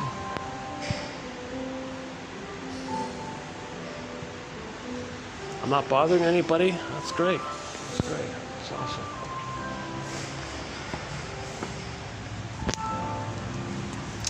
Well, why don't I just say I'll see you in the next video. If by chance you found Wilfrid Laye's quotes of interest, I think the next ones will be even better. Wilfrid Laye, yeah. These mainly came from his passion book, right? The Unconscious and Passion. No, it's all mixed up. Some quotes, I skimmed through his 4 books. So the last video, this video, and tomorrow's video are mostly Mr. Laye's quotes. And these quotes come from his 4 books. One on passion, one on conflict, inner conflict, one on the spirit. Well, that's the spirit one is the, you know, the New Age, the New Agers, the New Agers, the New Age community. Yeah.